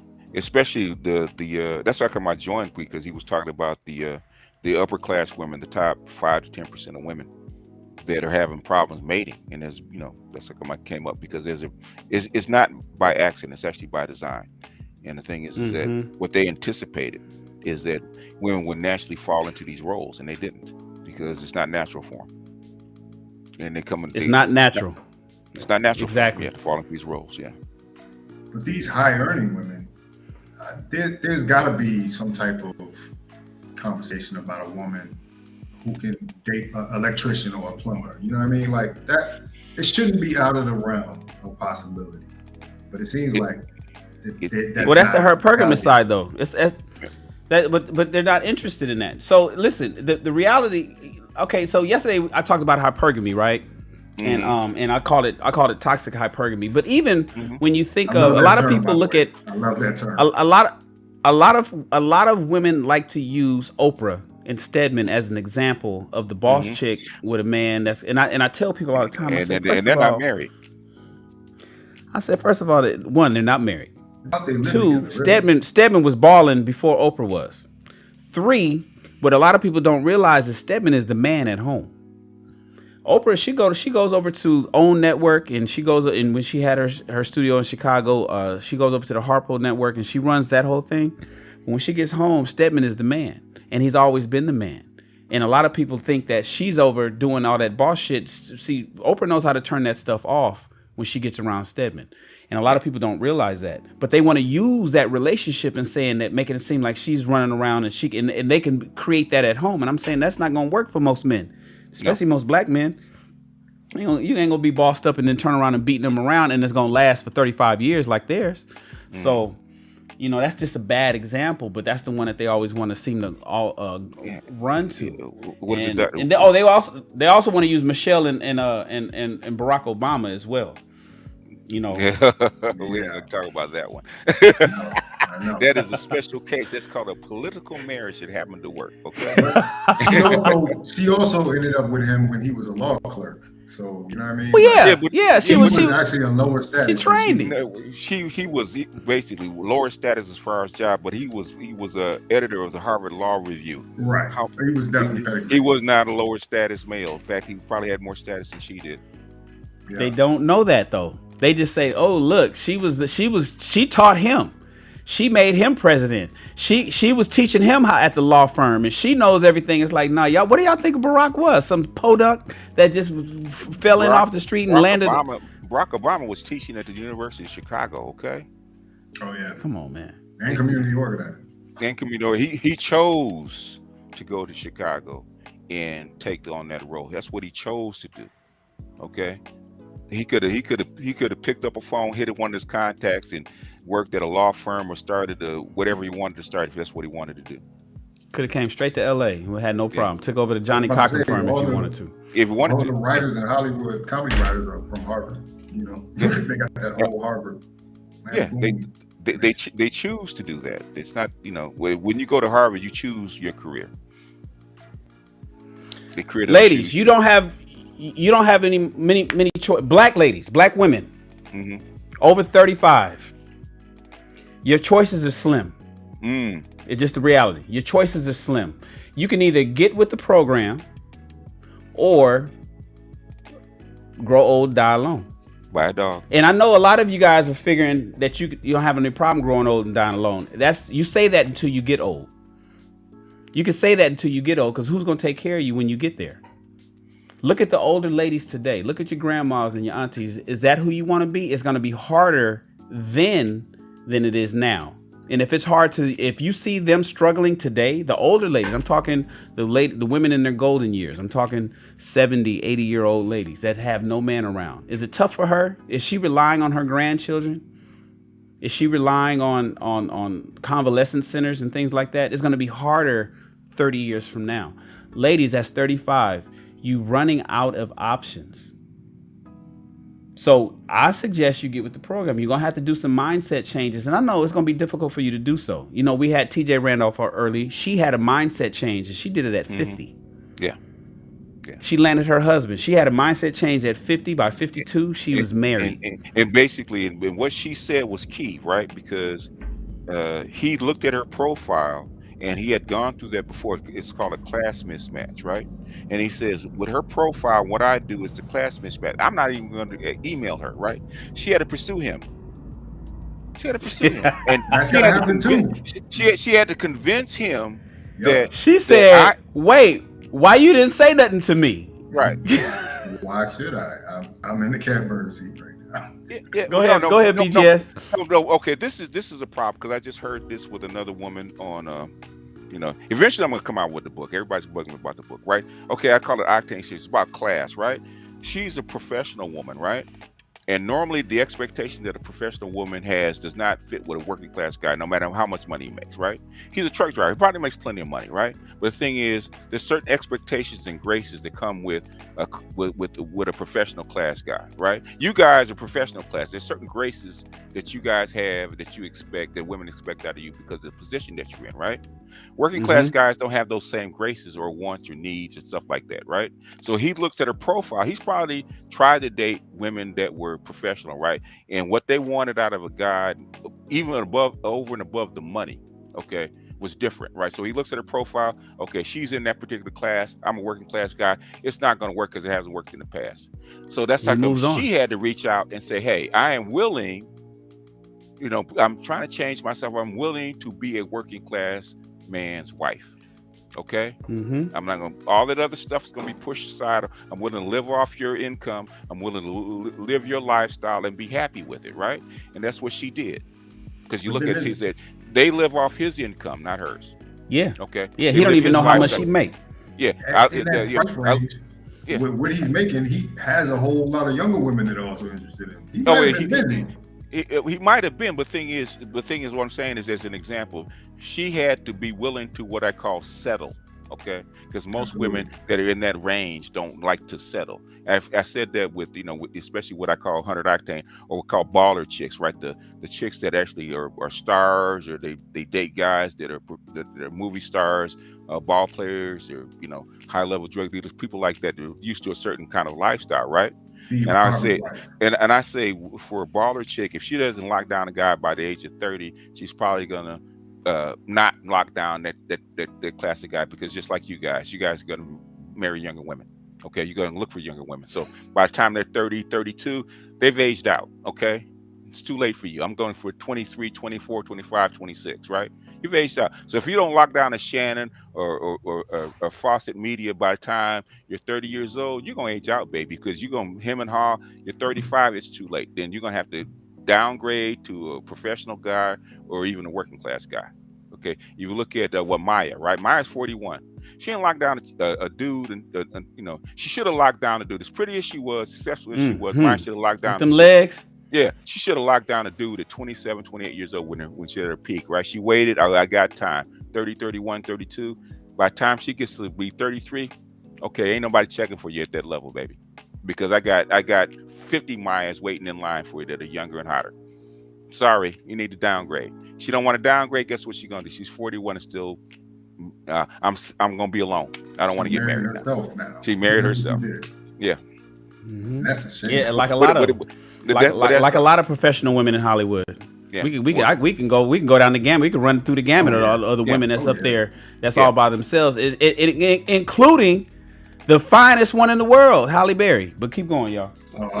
She at least tried though. She at least tried. Yeah, it's Sanaa Lathan. Well, you can go down the list, and that's what I'm saying. That's what I'm talking about. Sometimes it's a class mismatch, and sometimes at a certain age you can't get the guy that's in your class. I don't care if you work next to him. You can't get a guy in your class. You got to be able to lock him down, do what's necessary to lock him down.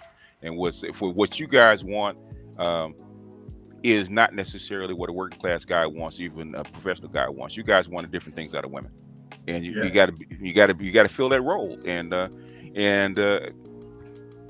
like I said, I've said this before. Even what Jada Pinkett is going through, she's not happy in that role. Okay, she got a powerful, like Will Smith. Okay, she's not happy being second banana. Okay, she's not. She should have married a high-powered guy because she's not happy in the role. Same thing with Aisha Curry. She's not happy in that role. She's not happy being in the background. You marry a high-octane, powerful guy, you're gonna be second. Okay, you gotta be happy with that. Some women aren't. If you can't accept that, competition with your own husband. Well, it's not even competition. Okay, basically, they want to be center of attention. You can't be center of attention with a high-powered guy.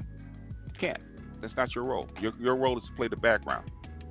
Yeah. But anyway, shout out to TJ. No, shout out to TJ. She got her husband hit her up on social media. I mean, no, her husband checked her out on social media, right? And maybe liked the picture there too, and then kept it moving. Never dropped in the DMs. Yeah. She said, "Wait, where you going? What's up? Why you didn't ever say?" Because she led with all her accomplishments. I bet her her timeline was filled with accolades and what she's done and everything that she did in the military, and showed all these. And he was just like, "Oh, okay, I'm cool. I'm gonna keep it pushing." She had to go say, "Wait, why you didn't ask me to dance?" Yeah. She basically, they were at the party and she said, "Why did you walk past me and not ask me to dance?" Right. And he said, "Well, I didn't think you'd be interested in dance with a guy like me." And she said, "No, don't trip." She had the wisdom and the wherewithal to say, "I would love to dance with you if you don't mind." Yes. And she's the only one that's going to do that. They're going to do that. 35 or 40. They're like, "Oh well, he like me." They better get it together. But Fawcett, my man, they better get it together. They better get it together if they want the outcomes of something. If they want something, because, and that's why I'm telling the younger women, don't wait to get that to get that old before you wake up. Wake up today. Yeah. So peak marriage age is 26 for a woman. Okay. Wow. Your hormones and stuff start dropping at 31. Okay, start falling off the cliff. Okay, by 35, you got half of your progesterone and half of your estrogen left. Okay, so you have a baby, it's going to be extremely difficult. You're actually working on 50% or less. So you got to understand that. You got to understand your biology and your role, and basically especially for black women, you got to learn what men want. And I don't think they focus on enough of what men want. They focus on what they want. Well, yeah, that's one of the issues. You know, it's about. But you mentioned it earlier though, BGS. You said women are inherently selfish. Yes. So they're fighting their nature to get what they need, but they're doing it too late. That's just the thing. So yeah, we get that you're inherently selfish and you want to get the things that you want, but you should probably loosen that shit up when you get 35, and they're not doing that today. They're still saying, well, you know, I don't need to do that. They still believe that they're the prize, and they still believe that they're bringing everything that they need to the table, and they're showing everybody how many plaques they got on the wall and the degrees that they have, and they think men is going to be cool with that. And by and large, a lot of average men will be, but the fact is they're chasing 10% of the guys. They all want. Oh, the average man. They want a faucet media. Oh no, average man, the average working class man, just like the truck driver, the TJ married. He saw them accomplish. Oh no, I don't want to sign up for that headache. He ran. He ran because he knows what it is. No, the average guy is running. Okay. Yeah, he would have been right 10 years ago, right? He would have absolutely been right. She said she changed just recently. Yeah. She changed recently. Yeah, she's 54 today. She's been married for 2 years, so she got married at 52. Let's assume they dated for 2 years. She woke up at 50. She woke up at 50 and said she needed to do what she needed to do to get the outcome that she wanted to have. We got women who's 15 years her junior who can't get it right. And that's why I did the show, because I hear a lot of boss stuff. I hear, I see all your Instagram, I see all your one no employee having businesses out there. I see you out there trying to sell. I see you selling lashes. They selling lashes, and they selling weaves, and they trying to do crypto and can't even add good. And they doing all that other kind of stuff, calling themselves these bosses. But then they turn around and don't understand why. I was gonna tell TJ, and I told people this before, back when I was film producing. I was at Stage 5 at Sunset Gower Studios, but I would always go over to Sony Picture Studios over in Culver City, off of Venice Boulevard, and I had some friends there. And the women and the men, both young people, everybody was making about $250,000 a year. Executive vice president of marketing, different people upstairs. But the women didn't understand why the guys wouldn't date them. And instead, during happy hour, when everybody went down to that bar on Culver Boulevard, the guys would always chase after the young girls who worked security at the gate. Oh, the security, yeah, they wanted the PAs. They like, why are you? The executive vice president of marketing, who's a woman, would ask the executive vice president of production, who's a man, why is he chasing after a PA, a production assistant, or a security chick? And they both single. She's like, don't you want me? And the reality is, she's a man to him. She's a man to him. He says, I know you. I know that you can pull off getting this deal done at work, but I don't need you pulling off no damn deals at home. At home, we don't need to be negotiating shit in the kitchen. And so these women couldn't understand why the men of their colleagues they probably smash, but they wasn't really serious about them, and they weren't getting the outcome. And I tell people that all the time. A jump off can be anything. Okay, jump off doesn't have any class. Okay, right. Man. No, that makes a lot of sense. I never even thought about that. The boardroom women, like you. DBGS always talks about Molly on Insecure. Insecure, yeah, perfect. Yeah, 92. That's a perfect archetype. Yeah. For this woman, this Insecure. What you talking about? The TV show? Yeah, Issa Rae's show. Yeah. Oh yeah. Mm-hmm. She's a 92 octane. Is that what it is? Yeah. 92. Boss bitch. Yeah, she's the boss bitch, right? Yeah. I can't keep a man. Nah. It's that driven. There's something about that. I mean, even as a man, you see it. It takes testosterone to be that driven. You know what I mean? It takes fortitude, and so. When it's time to relax, don't know how to turn it off.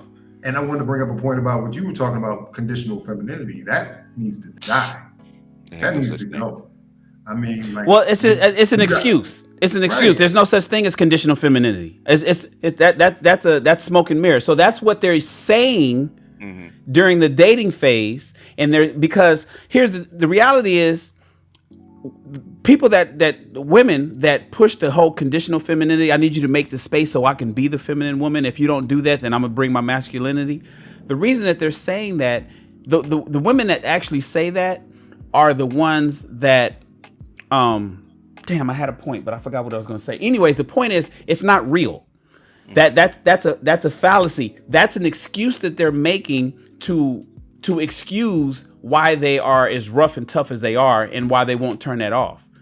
Rarely do you see somebody who is tough at work and is soft at home in terms of women. And if you do have somebody who's tough at work and soft at home, you have a wonderful woman. In fact, I'm not saying that they don't exist. I'm just saying that they're all married.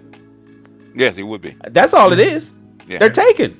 They're taken already. And I think there's plenty of women. There's plenty of women who are a bulldog at work and come home and is as soft as a poodle to her husband, but they are married. We're talking about the women that can't keep a man. You're the one that got that bulldog turned on full time. But I think the mistake is that a lot of them come with this alpha energy and they try to find a man that will out alpha them. And if he falters in one way, because I'm gonna tell you, there's no 100% alpha man. I'm gonna just say that flat out. No. Every man has sensitivity. Every man has another side to him. Every man, I mean, because we're complicated individuals. We're not just one man. They try to find somebody that can out alpha them, which is the wrong move. How you gonna find somebody, and then they find somebody that, obviously disappoints them. I've seen bulldog wives that go-getters, stuff like that, but guess what they have at home? Have a supportive man, and they know that's his role, and that's fit in, and they love him to death. They will kill for him, okay? Because they've accepted who they are, and this is the man that fits their personality. Yeah. And the ones that are single, is the reason why April gave up on them 2 days ago. Yep. April gave up on him 2 days ago. April said, no more. I can't even, when you got the feminist coach of Atlanta, you got the feminist, arguably the number one feminist coach in Atlanta, a woman who teaches women how to be better women, turn around and say, I give up, because these women can't be taught. By and large, I mean, there's been a few that got through and worked through the program, but by and large, the women that keep coming to me are uncoachable. Then it ain't, and it's not worth it for me to run this business. I'm about to shift my focus to other, and I think she said she's shifting her focus to men. She's shifting her entire focus because men are probably more agreeable and coachable. Then that says something to the ladies. So we getting ready to wrap it up. I appreciate everybody tapping in with me. Thank you, BGS. Thank you, Fawcett, for camming up, man. I appreciate you for being here. Thank you, everybody, for the super chats, and thank you, everybody, for the chats. I'm gonna go back and, I generally don't like to read the chats when I'm live. I like to pay attention to the people or the topic that we're having on the stage. I thank everybody for showing up. I'll be back live again tomorrow. I'm trying to go live 5 days a week, Monday through Friday, to get this channel growing. Thank you for the listening to us.